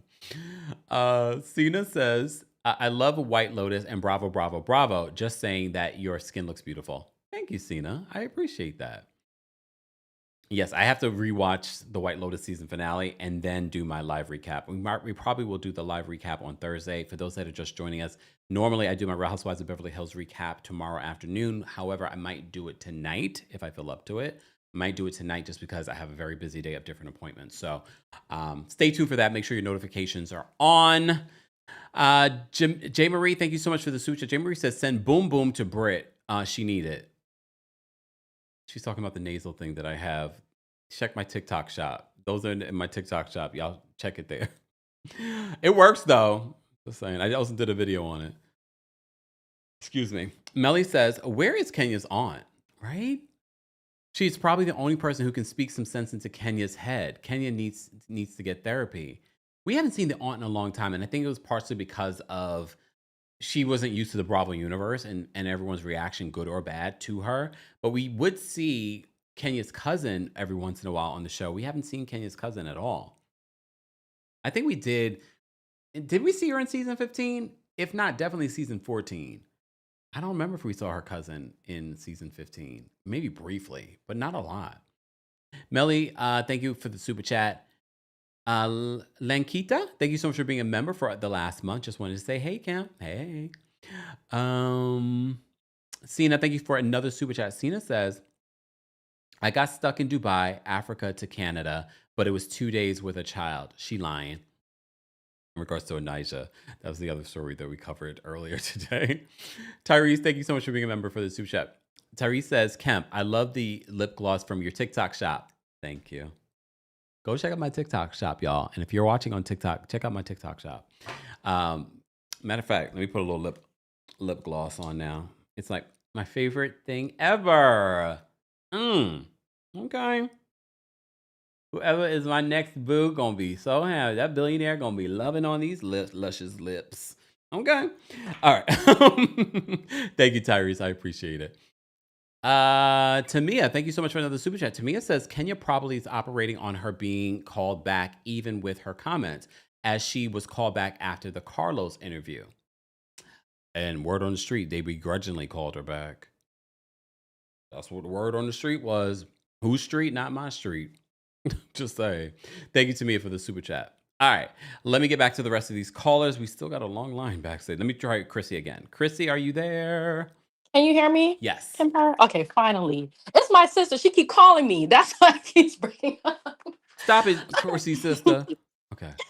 Okay, so all I had to say is that the way that Kenya has been acting these past couple of months lets me know that Bravo was her biggest check. And I understand they pay you really well, but you've been on this show for over 10 years. Bravo, at that point, Bravo should not be your biggest check with the amount of opportunities being on a show that millions of people watch around the world gives you. Okay? That there's only a few, and this the sad thing is there's only a few housewives throughout the whole franchise that has used the show the way that the show has used them. Okay, Bravo has you putting all your business on Front Street. You're talking about your marriage. Some people got divorced because of this show. Okay, talking about your family, your kids, your parents, all of that, your trauma, and you haven't used them the way that they're using you. That's crazy to me. Okay, and the thing is, just like any other jobs that we work, once they have no use for you, they throw you right in the garbage. So you're supposed to use a job the way that they're using you. When you're working like a slave every single day, you should be using them also. That's all I have to say. Thanks, Chrissy. All right, let's bring up Arjun next. Arjun, what did you want to share? Hello, Kempire. I was gonna say the the new show that's gonna come up on Bravo. I think that show is gonna be so good because Which one? I can relate to it because I can relate to it now. This one, Next Gen? Yes, I'm excited for it. Okay. Because I can relate to it though. That's why. Okay. I've been waiting for a show that's for younger generation, so that's good. Okay. And also, as a curious, I can confirm I crash out as well, and I curse out my parents as well. I curse them out as well, so I can confirm that. Really? I can't picture that, curse. Arjun. What? I can't picture that. Oh, I do curse out. I curse out my parents as well. So I crash out. As a curious, I can confirm that. Oh, noted. All right. Okay, bye. Don't crash out on us, Arjun. Take care. Oh, I don't do that. Okay, To you guys. Wow, I did not know that about Aquariuses. Wow. Okay. Malaysia's backstage. Malaysia, what did you want to share? Hi, Kempire. Can you hear me? Yes. Okay. This is my first time calling in. I'm a little nervous and I'm at work, but It's okay. it could wait. Nope. I feel like there's a lot of team twirlers and anti-twirlers, and it's somewhere in the middle, right? Because I feel like Kenya's experience in Real Housewives of Atlanta hasn't been the best, and she's also contributed to that. But I've noticed that a lot of times when things happen to Kenya, people try to justify it, right? It's like, oh well, why did you put that in Portia's face? Or well, why were you snapping at him? You don't snap at no man. Or when she was with her ex-boyfriend, and it was like Sheree said the little thing, well, what's with you? Why is Matt doing? It gets to a point where I felt like Kenya felt like nobody's protecting me, and this newbie should not be able to come in and say she gonna threaten me with a gun, and nobody does nothing about it. Now, I do believe Kenya is smarter, and I'm very disappointed because usually she is vindicated, but she kind of messed herself up this time. She took away the spotlight off her daughter, off her shop, and you could tell she's just really stressed right now.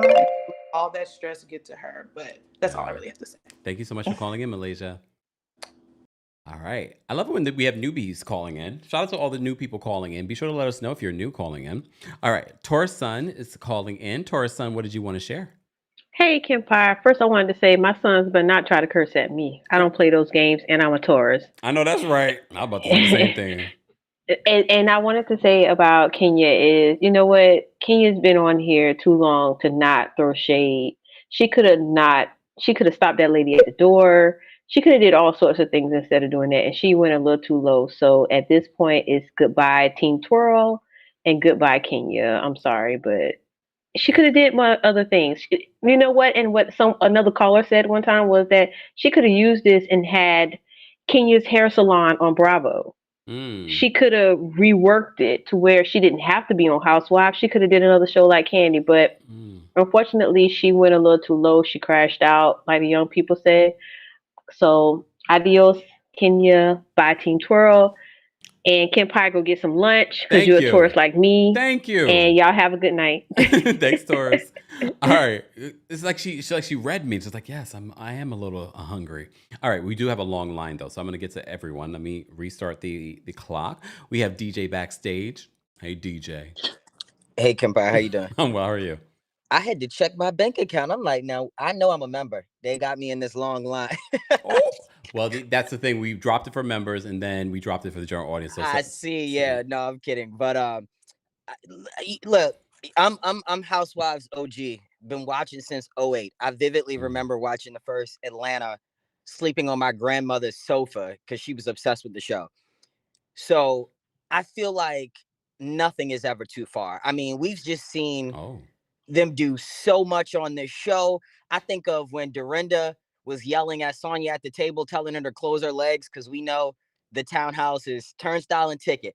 I mean, you know what you're signing up for. And so I find myself in an awkward position defending Kenya because I'm like, I've never been her biggest fan. But it's like, really? You knew that thing was in your mouth and you knew it was online. And so, I mean, it was already out there for the public to see. I don't get that they went this far, what it appears to be removing her from the show, when we have seen these women go down to Hades and back. It's shocking to me. Can I ask a question? Your time is about to be up, but I have a question.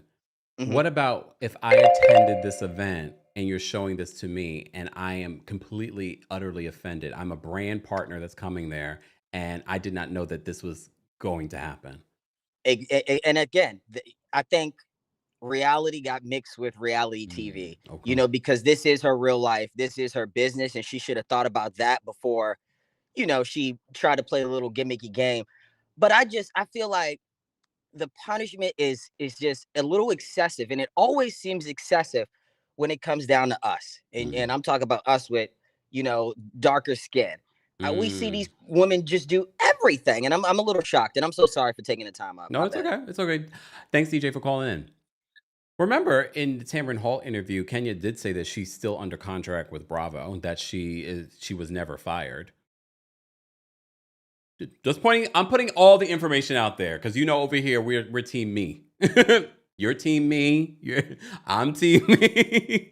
All right, let me bring up De La Shay next. De La Shay, what did you want to share? Hey, Kempire. Hi, Hey. family. Hey. In regards to that last caller, I think in a few of the callers to just isolate certain incidents and just talk about one person, it's a dishonest conversation. And, even in comparing it to some of the wider networks, yes, there's clear bias and anti-Blackness when it comes to how, the conversation of dialogue, even with Bethany herself, right? Like I remember when she had her fledgling TV show and she interviewed Kenya and said the reason why RHOA was doing so good was because it was violent. Meanwhile, you had people like a Teresa Judice grab Andy Cohen and push him down, and they've never been branded as violent. There's a clear bias there, right? There's a clear anti-Blackness and you wanting to criminalize certain behavior because of complexion, 100%.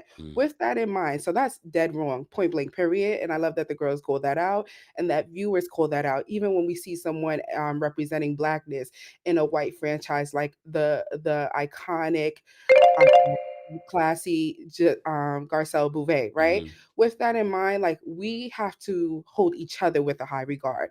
And if we don't respect each other, nobody else will. Kenya has consistently berated, bullied, and deflated so many cast members. I mean, from pulling the chair underneath Tootie, you know what I mean? And even the way that she tried to devalue Cynthia when she was trying to start her wine agency, her wine company outside of this, and to brand herself to be more than just a RHOA check. You know what I mean? Yeah. And so now with this one thing, maybe it feels unfortunate because she's reacting to somebody's misaction, but that's the straw that broke the camel's back. And she's gotten away for it for so many times that there does need to be a reprimand because there needs to be a line.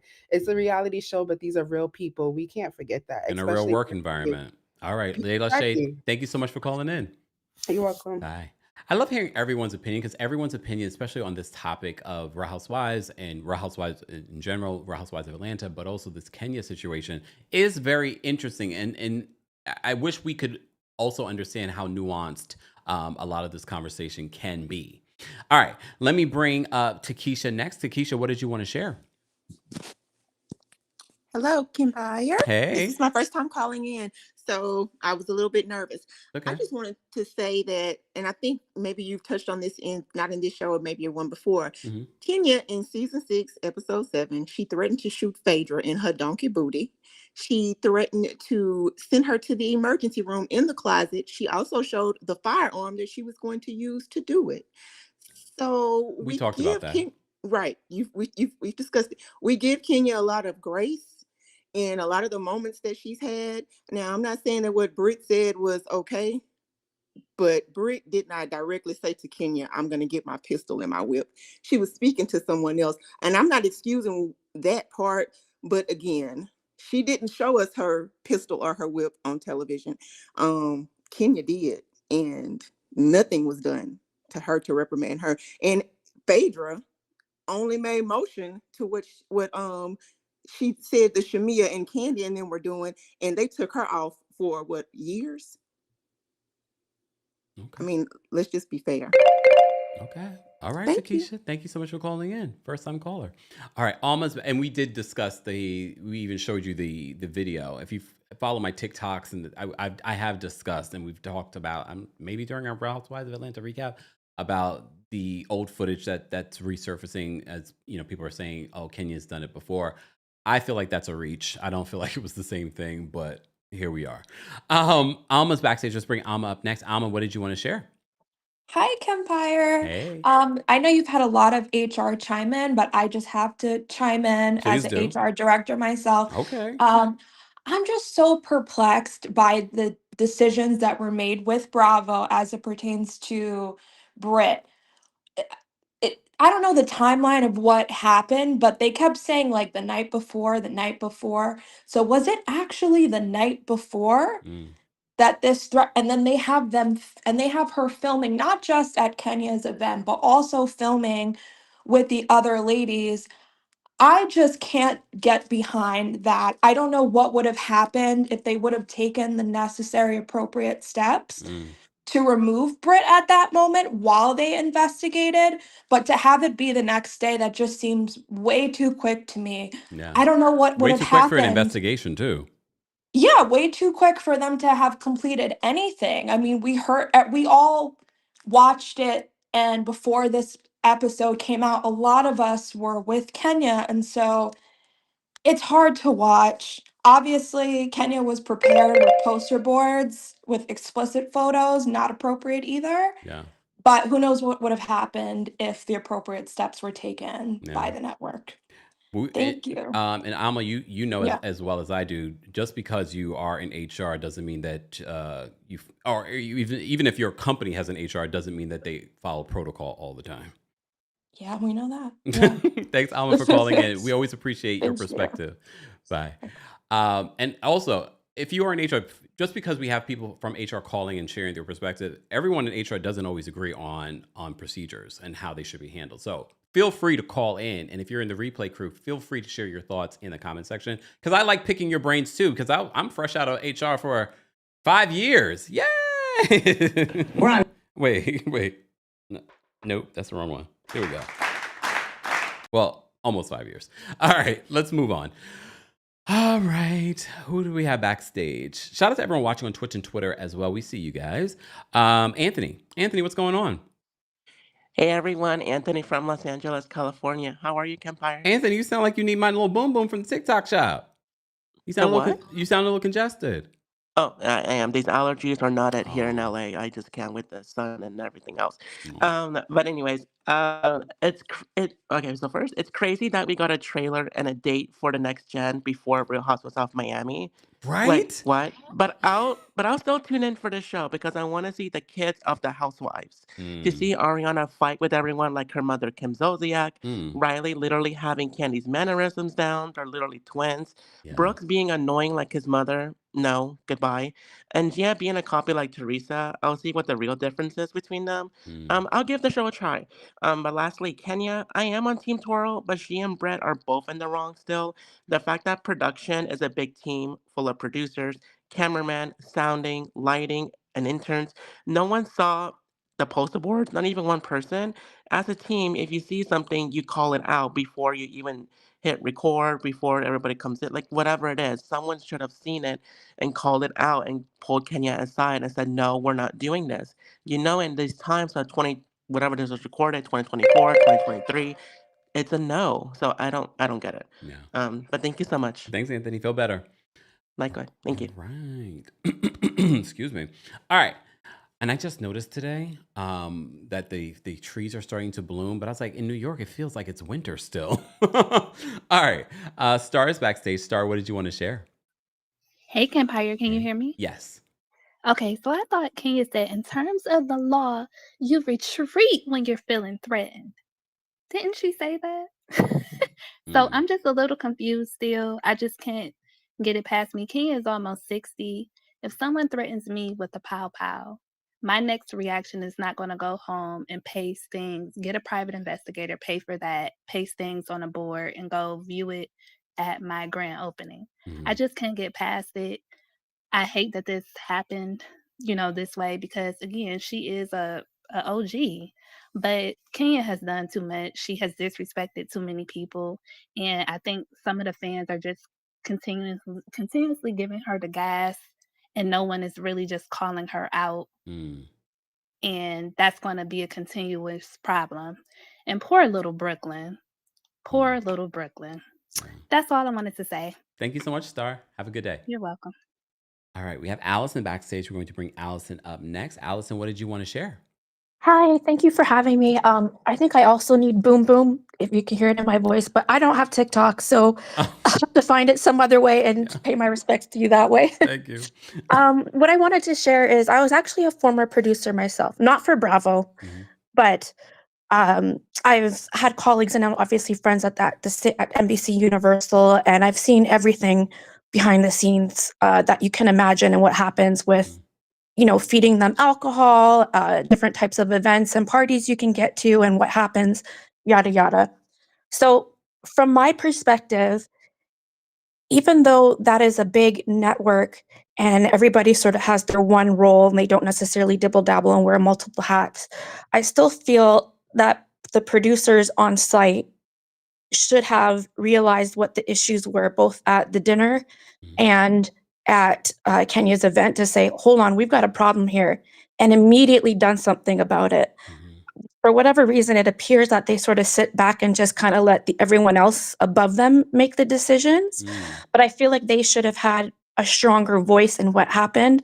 And while, yes, Kenya is 100% responsible for how she chose to respond, it's like, as others have said, it's curious to know, like, would that have even gotten to that point had they acted immediately in terms of raising the red flag? Because they knew something was going on. I know that some people said, well, we didn't hear it, but she said something that night and was mic'd. She definitely followed up with them, that is for sure. And they could have rolled it back immediately on site the next day at the production studio. They have so much access and ability to do that. And I have seen when we have been on set and had to step in and maybe, put on an executive hat to be like, hey, hold on here. I have to be like the I don't know if you call it moral truth, or I'm losing my words here, but having to kind of foreshadow what could go wrong, because these productions are expensive. So the same way that they don't just sit back and hope that a scene is going to be good and therefore they put ideas into the housewives' heads of what needs to be said, they also need to be aware of what landmines are there that can explode into something greater. So that's what I say. I'm gonna go look for some boom boom now. Thank you. Feel better, Allison. Thank you for calling and giving your perspective. We appreciate it. Okay, take care. Bye. I love it. We have a variety of people. I love that perspective because it gives you a different side of what we're talking about when it comes to what went down on this season of The Real Housewives of Atlanta. If you're part of the replay crew, be sure to let us know your thoughts and opinions on everything that we've been talking about, including the Onijah story. We don't just talk about housewives here. We talk about everything that's going on in pop culture. All right, let's bring up Miss Cargill. Miss Cargill? Hi, Kempire. It's Miss Cargill. I am new. Hey. Your skin looks great, by the way. Thank you. Buttah. So I wanted to say that in the state of Florida, for the not Florida, Georgia, I'm sorry, for the person that said this threat wasn't directed, to constitute a terroristic threat, the threat does not have to be made directly to the intended target. If it was reasonably expected to reach the victim and it caused fear, it can be prosecuted. Kenya should have filed charges on Brett. And also, Ming Lee is no friend to Kenya. There's no way. If she provided her with those nudes, she's no real friend. There's no way I would give my friend something knowing that they would do something to that magnitude at their business. I wouldn't do it. I would have told her, oh, here I found the nose, the insurance fraud. I would have omitted that part because I know what could happen. I wouldn't have done that as a friend. You reevaluate that relationship with Ming Lee. Just my opinion. Oh, no, I agree. Ms. Carter, thank you for calling in. Thank you. Have a good day. You too. Bye-bye. Bye. All right. Let's bring up Jamie next. Jamie, what did you want to share? Peace and blessings, Kempire. You too. I love the chain. You're looking like a zaddy, like a snack. All jokes aside, I really agree with a lot of the callers. And I just want to say the old Atlanta is not the new Atlanta. What Kenya used to do back in her 30s and 40s on the show, for her to be doing that in her 50s, mid 50s, and then using her child as a scapegoat to say, this business is for my daughter. I think all of us as viewers know what she did is totally wrong and it was unnecessary. And there are consequences and repercussions. What Britt said was totally wrong as well. And especially living in a state like Georgia, those of us who know the open carry laws and things like that, she should have been reprimanded, right? That's a fact. But to retaliate at 50-something years old with a beautiful location, she looked gorgeous. I'm sorry to go over. She looked gorgeous, had people there, but what she subjected people to is absolutely wrong. And you should know better at 50. I hope when I get to 54 or 50, whatever, I'm not making decisions like this. The old Atlanta is no longer sophisticated and soft, and that's what we need back on Real Housewives of Atlanta. That's just my take. Thank you, Jamie. Have a good All day. right, thanks. Bye. Okay. Wait, we have a line. So I'm going to try and get through all these calls, guys, and then we're going to wrap it up. But don't forget to like the video. It's an easy and free way of supporting not just my channel, but other channels as well. And don't forget, you can hear our live recaps and special episodes on the Kempire podcast. Also, our new Club Kempire Apple Podcast subscription. Subscribe today so you can hear my thoughts on The White Lotus. Also, you can hear the Kempire After Dark New York City live show right now. There's also a free 3-day trial now available. More information will be available in the live chat mods, if we can post that, and also in the description. All right, CRJR, thank you so much for the super chat. We appreciate your support. The Truth, thank you so much for another super chat. They say, do you think Britt is a good look for RHOA? Britt is giving Orange Star, not socialite. What does Brittany do again? She works in insurance. Look, based on what I've watched in the first 5 episodes, I'm not interested in Britt. I don't think Britt has given us anything. Yes, she's given us a personal story, but I can't say that I'm invested or interested in that personal story. Rita, thank you so much for the super chat and for being a member. Rita says, just noticed you're live. Just wanted to say that I'm so excited to watch the last White Lotus episode, but most importantly, your recap. They've made watching the 3rd season so much more exciting. Thank you so much, Rita. I appreciate that. I have to say, recapping and talking about it has made me, I think, has made me more invested in season 3, even though I love season 1 and season 2. And I'm actually looking forward to watching the season finale one more time. And I think I'm going to do my recap of it live, but I'm not going to keep it live for those that want to watch the replay. You'll have to listen to it on the podcast, or if you're a member here on YouTube.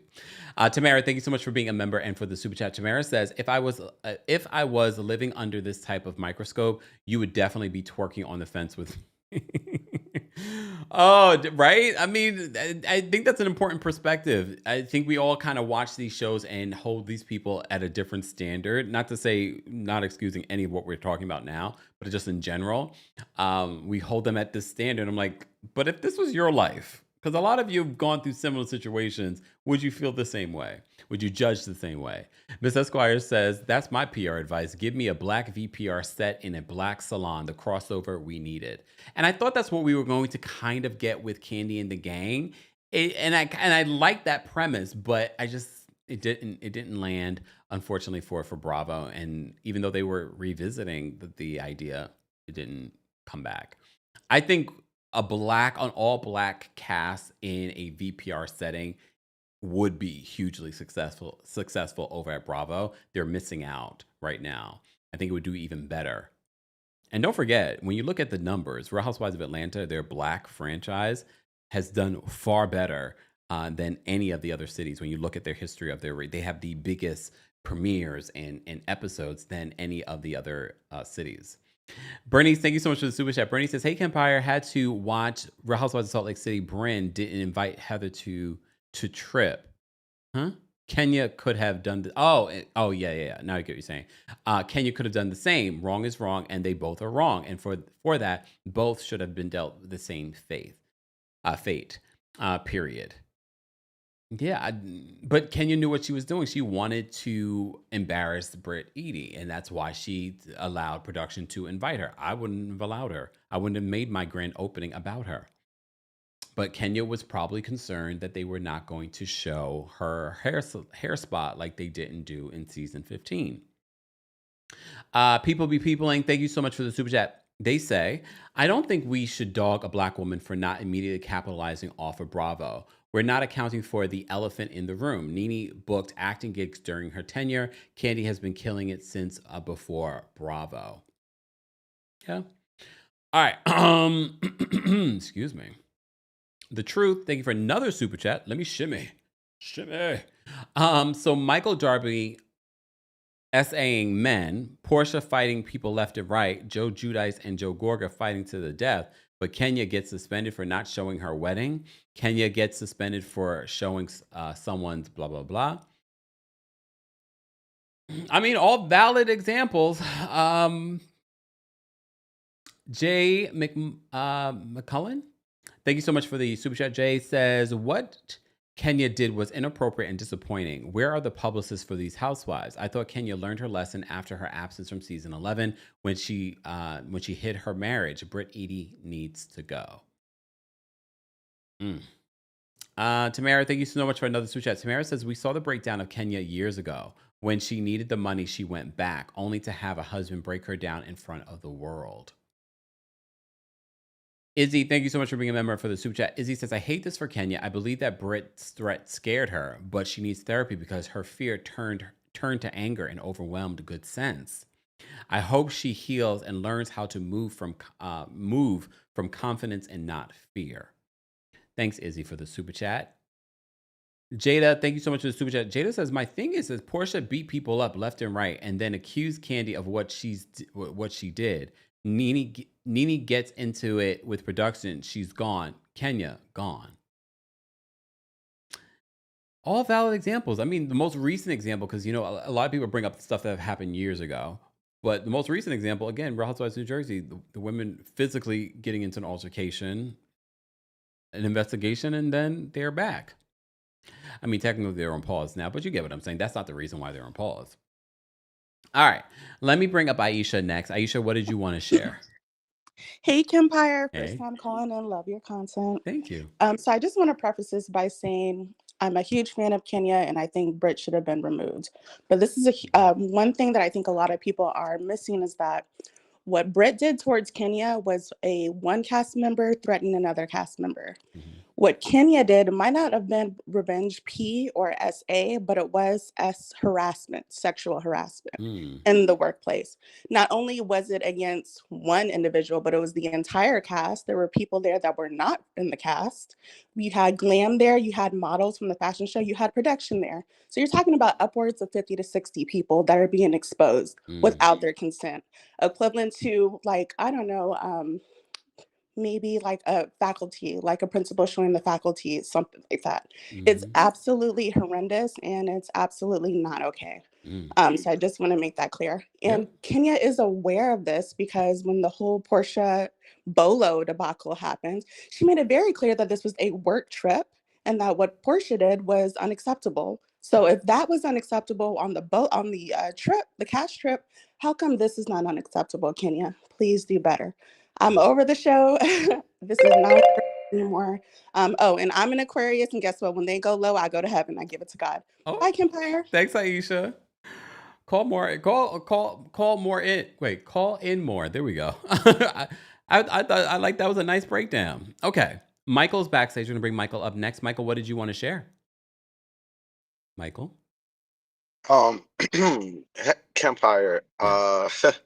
2 words, Femme Tarot. Everybody needs to go back and watch your live with her because in that she gave a prognostication of the future of Atlanta Housewives. And now actually watching the season, I can see how everything she said is going to come true. This is probably going to be our last season. But I got something more pressing I want to ask you. I really want your opinion on this. When I saw what happened and when Kenya showed the poster boards, I saw everybody's mouth drop to the floor except for one, Portia. If you look, I want to know your opinion. But what I saw when I looked at Portia, it's like I think I saw her literally have relive everything that Kenya ever did to her. It's almost like she was like in a daze. And then she started shaking side to side. I don't know if you realize that. And even though Kelly walked out first, Kelly walked out with just the nose job stuff. When the main event was displayed, Portia walked out first. And I just want to know, like, when you look at the arc of their relationship and Portia defending Kenya only for Kenya to do that and make Portia look so silly, I want to know how you felt about that and what you think Portia was thinking in that moment, because her reaction was different from everybody. Okay. All right, that's it. Thanks, Michael. I did notice Portia's reaction, and I said this yesterday. I feel like the relationship between Portia and Kenya is just for television. I feel like they still do not like each other. There's no beef, but I don't believe that. I think there's beef now because of Portia hanging out with Britt Edie. But at the time, I think production told them, no one's interested in you guys fighting this season. Let's see you guys get along. I don't believe that. I feel like they're just very different people. And I could sense that even in their interactions that seemed like they were supposed to be fun and they felt a little forced. And probably what you're seeing in Portia's reaction, it's sort of like, and there's the Kenya that I know. I think that's the reaction I saw in Portia's face. All right, let's bring up Toya next. Toya, what did you want to share? Toya. Hey, Kempire, how are you? Well, how are you? I'm good, thank you. I think that Kenya was probably going to be asked to come back to the show because it seems like 99% of people feel like both ladies should have been suspended, not just one. But Britt is just not interesting. She's not bringing anything other than this. And I think that Kenya kind of pat herself in the foot because you can't go at Andy. Like, you can't disrespect Andy like that. You know, I work in corporate America and I would never go at my boss like that, not even behind closed doors, because you never know who's friends with who. I would have never done that. I think the majority of fans are pissed and they feel like Kenya and Britt are wrong. And Andy dismissed what Britt said. There's a complete difference between being in an argument with somebody who's a few feet away from you that you don't even know all that well. And this is an open carry state. And for her to be insinuating that she has a pow in her purse, you know, that makes you feel a little bit different because you don't really even know her like that. Yeah. So, you know, both were wrong, but I feel like Kenya just going off the deep end. Thanks, Kempire. Thanks, Toya. Take care. All right, we have Tish backstage. We're going to bring Tish up next. Tish, what did you want to share? Hi, welcome. Hey. So I was still taking notes. For the record, because this is literally what I was typing, I think everyone was wrong. Britt, Kenya, production, Bravo, it could have been stopped on so many levels. No one intervened. And I think part of the problem, I think Miss Esquire was saying this, I was in and out because I had a meeting. She was saying how fans have, we eat a lot of things up. And I feel like this was one of the things that they thought we were going to eat up. Like we were going to be entertained by Britt threatening Kenya with a weapon.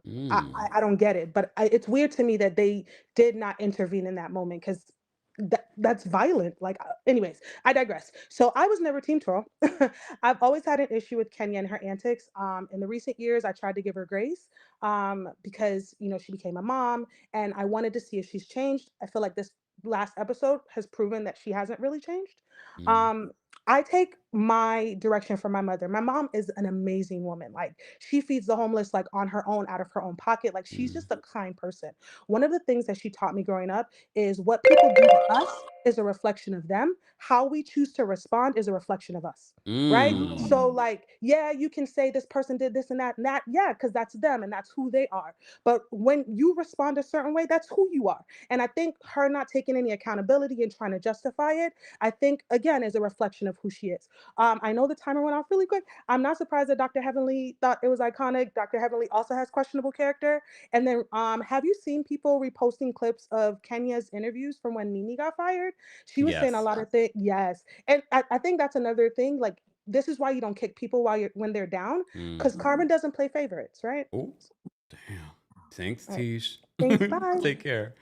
Get back to meetings. No, shout out to everyone watching from work. Shout out to those that are watching the replay of this. I understand not all of y'all are willing to, you know, go into the bathroom or under your desk or in the stairway to call in or to listen, or maybe you're listening while you're working, because I appreciate it. I appreciate those that tell a friend about what we're doing over here. Keep telling a friend to tell a friend. We're still not at 1 million subscribers yet. All right. And make sure you're following us on Instagram. Make sure you're following us on TikTok. Make sure you're following us on Twitter and Blue Sky and all the places. And don't forget to subscribe to the Kempire podcast. Just saying. All right, because all that matters. And while you're there, don't forget to give us a 5-star rating. Kira, thank you so much for the super chat. Kira says, Kempire, imagine you were an attendee at the hair spa event. Show us what your shut up, Kira. Show us what your live reaction to the reveal would be. Well, I've seen a lot of penises in my life. I can't say that I would have been that shocked, but I don't know. I have a very reactive face, so I can't even tell you what my face would have been. I would have been like, And I think I probably would have looked around like, and then I probably like, who is that? That probably would have been my reaction, Carrie. You are a mess. Thank you so much for the super chat, though. That's funny. NYC DMP, thank you so much for the super chat. Another super chat. NYC says, Kenya back before Teresa. Also, Team Aquarius. You know what? Shout out to all the Aquariuses that are watching. Brandy, thank you so much for being a member and for the super chat. Brandy says, love how you bring us all together, Kempire. I don't like her, but I am glad Britt wasn't in the room to see those pics in front of everybody. I didn't even think about that. I thought about that the other day. No, not the other day, yesterday. I thought about that, but I didn't say, we weren't live, so I could, I talked to myself though. I said it to myself. And I was like, if Britt was in the room, I'm like, oh, the amount of cringe, And again, this is not excusing what Britt did, but at the same time, I'm like, ugh. Again, what if I was a brand partner?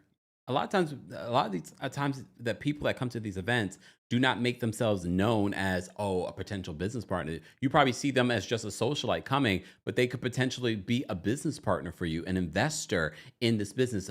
They could have came and like, you know what? You want to get your Kenya Moore hair care in more stores? I know people. You want to franchise this business? I know people. Oh, I produce reality television. I think we should turn this into a show. I know people. I come there, I see this. I said, she's too volatile. She is not someone I want to work with. Period. And now this is being displayed on a show, and now people are seeing this like, and you're calling, your people are calling my people to hold a meeting? No. Britt Edie's people are calling me? No. You threatening people with pow, pow, pow? No. Elizabeth said, lots, Kempire? I'm a man that goes to the gym. You see a lot of people. I'm just saying. Anyway. All right, let me get to the rest of these calls. We still have a long line. Okay, I gotta go, y'all. All right, it's been already 2 hours and I'm standing. Shout out to everyone watching on TikTok. I haven't forgotten about you, TikTok. TikTok, check out my TikTok shop if you want to see the lip gloss, the Buttah skincare, all the things. All right, and the boom booms for your nose. Allergy season is here. Okay. Check out my TikTok shop on my profile. All right, let me get to the rest of these callers. All right, Born to Win. Born to Win, what did you want to share? Hey, Kempire. Hey. I'm actually in the bathroom, so see? Bathroom at work? I'm at work, yes, okay. I am. Okay, go ahead. So, I'm Team Twirl every day, all day, until I die. Team Twirl, okay? So one thing I'm going to say is that Kenya was wrong. She was wrong. She was dead wrong for what she did, and she was only wrong for her reaction. But let's not pretend that what Britt did was not, what she was wrong too, right? Clearly, she was wrong for what she did to Kenya as well. I hate that Kenya reacted in the manner in which she did, and her explanation and putting baby Brooklyn's name in there. I did not like that either, because Brooklyn is a girl, and Britt is a woman, and Brooklyn will eventually become a woman one day, and no one will want that for a baby Brooklyn one day, right? So we have to think about all of that. So I didn't like that. However, I don't like that the public is making it seem as if like Kenya deserved the fact that this girl threatened her with a weapon, as if she is someone who has done the same to someone. She never threatened Phaedra to her face. It was a joke between she and Brandon in her house. Yeah. All right. Born to Win. Get back to work. All right. Keith is backstage. We're going to bring Keith up next. Keith, what did you want to share? Hey, Kempire. Hey.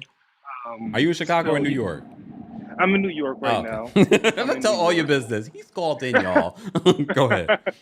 Yeah. Okay. So, first of all, with Kenya, I'm not surprised that she went this low. And I'm not surprised that Aquarius had that, tick, tick, boom in their, in their chart, because, look at Marlo.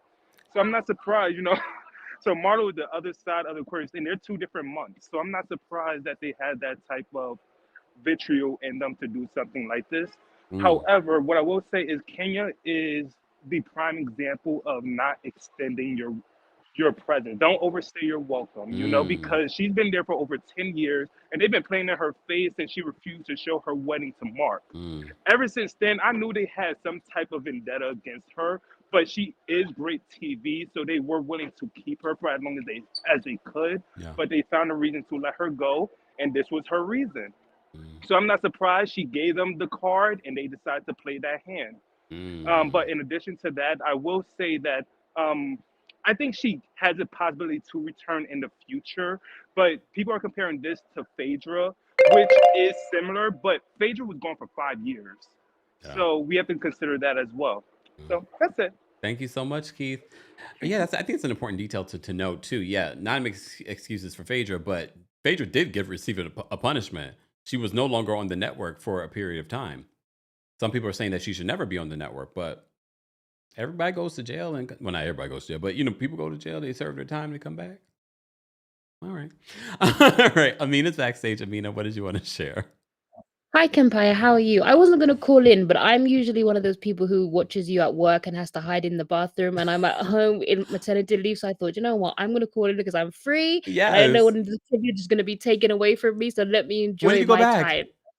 I go back in September. I still got Oh. some time. In the UK, we're very lucky compared to you guys in America. I know it's tough, and I feel for you American mothers. Yeah. I got a whole year off. What? I'm gonna catch most lives. Sometimes I fall asleep and I miss the other lives, but I try to. Well, you're also a new mother, so understandable. Yeah. All right. Well, congrats.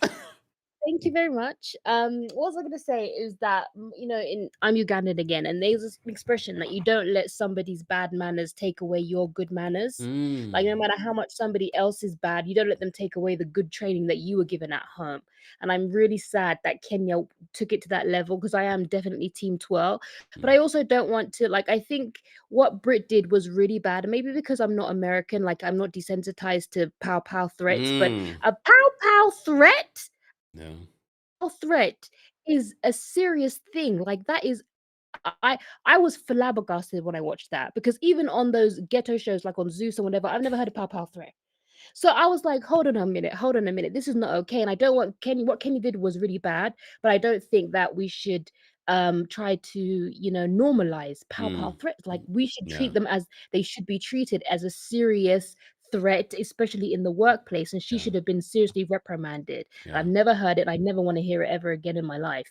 So I'll catch you in the next live if I'm seeing you. Thank you, Amina. Take care. I agree with that, especially because I'm going to play this clip again from Andy Cohen's Sirius radio show, because especially one of his co-hosts, that's what Kenya referred to them as in quotes, what she says in regards to Brit stuff. Hold on. What happened is that Brit and all the housewives that would have left after that, but I'm really proud that they all left. And, Brit making that comment about the guns and the whips, I don't know, I didn't feel like it was... Correction, that was the caller, not one of the co-hosts. Totally I'm gonna go kill you, Kenya. I think it was just her talking smack, and oh my gosh, Kenya just took it way too far. Yes. You hear Andy says yes. Look, yes. All right. Let me get to these last couple of callers. Or wait, I think we only have one more. Wait, let me try it. Kayla, are you still there? Kayla, are you still there? Nope, Kayla's not there. All right, let me bring up Macaulay, W. Macaulay. What's going on? I can't hear you, W. Macaulay. Uh-oh. Can't hear you, even though your mic is on. I don't know. I would say drop out, but I'm about to get off of here. Do you have AirPods on, Macaulay? No? Okay. All right. On that note, I do want to thank everyone that called in. Shout out to those of you that tried to call in, but you couldn't get through, or there was some tech issue. It's okay. Mercury retrograde is over, but there is still the shadow period. And Venus retrograde is about to be over. And then we will all go back to feeling like our normal, dysfunctional selves. All right. We had a couple of super chats. I want to say thank you guys, but we have 3,000 of you watching on YouTube and on Facebook. Shout out to those of you watching on TikTok, those of you watching on Twitch and Twitter, almost 1,000 of you watching on Twitch and Twitter. So we appreciate you guys being there as well. Vince, thank you so much for the super chat. Vince says, Kenya's vengeance led her right to the unemployment line. Call the Georgia Department of Labor. She had this coming. She's been planting bad seeds for years. Now she's reaping a bad harvest. It's unfortunate. Damn, Vince. That was almost poetic. Sorry. Cameron, thank you so much for the super chat. Cameron says, if it was so bad, why did Bravo show it? We talked about that because that was similar to what Dr. Heavenly said. I'll play that again. But then don't listen to me because I can see shit that Kenya did wrong. So don't listen to me because I'm wrong to listen to. Because I still to this day that they was iconic. But I'm wrong. I'm sorry. Don't quote me on that one. Don't at me. But I just felt like, no, I be feeling like if it was so wrong, don't show it. That's my thought. But anyway, who am I? I mean, she doesn't. They say a broken clock is right twice a day. So, just saying. Rahina, thank you so much for being a member and for another super chat. Rahina says you would have probably walked off silently, Kempire. This is so cool. I could watch you while in the. Are you watching? I forgot you said you're in the air. Sorry, I have a Leo moon, y'all. Sidebar: there is an actual argument in the plane now. I don't like that. Don't be arguing in the plane, especially, like, people start acting up. We're in a closed environment. Look, speaking of setting myself free. I promise I won't play anymore. All right. Thank you to our King Scars. Thank you to our channel members. Become a member today at TheKempire.com/join. And of course, thank you to our subscribers. We appreciate you guys. This was a subscribers only live chat. Shout out to our replay crew. Replay crew, there's a lot to unpack and assess. I hope you watched the entire video. I hope you liked the video. And I hope if you've been watching the channel for a very long time and you haven't subscribed, subscribe. You're missing out. You don't even realize that you're missing out. There's short content. I give you guys a lot of content, right, y'all? I give a lot of content, and you're missing out on short content, community posts, when we go live, breaking news, all kinds of cool things you're missing here on the YouTube channel. So be sure to subscribe there. And those that are watching us on TikTok, it has 75 days, probably 73 at this particular point.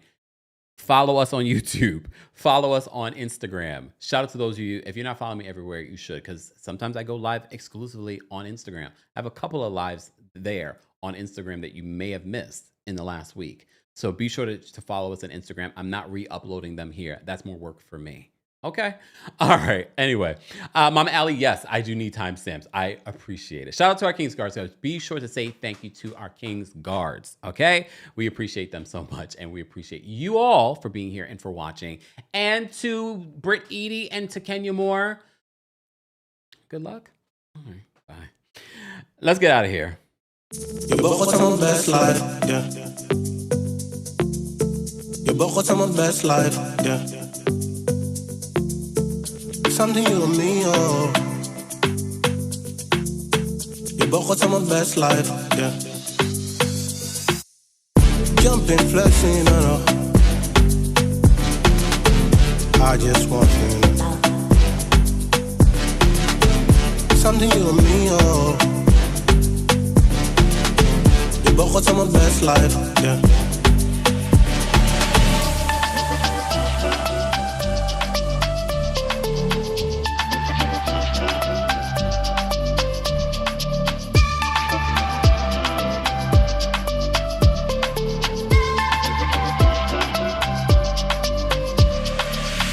You both got my best life, yeah.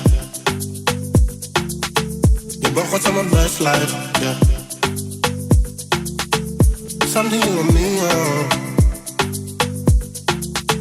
You both got my best life, yeah.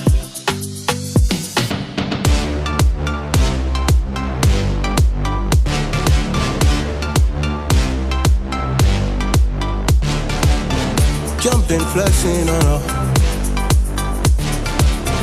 I just want you to know. Something you and me, oh. You both got my best life, yeah. You both got my best life, yeah. You both got my best life, yeah. Something you and me, oh. You both got my best life, yeah.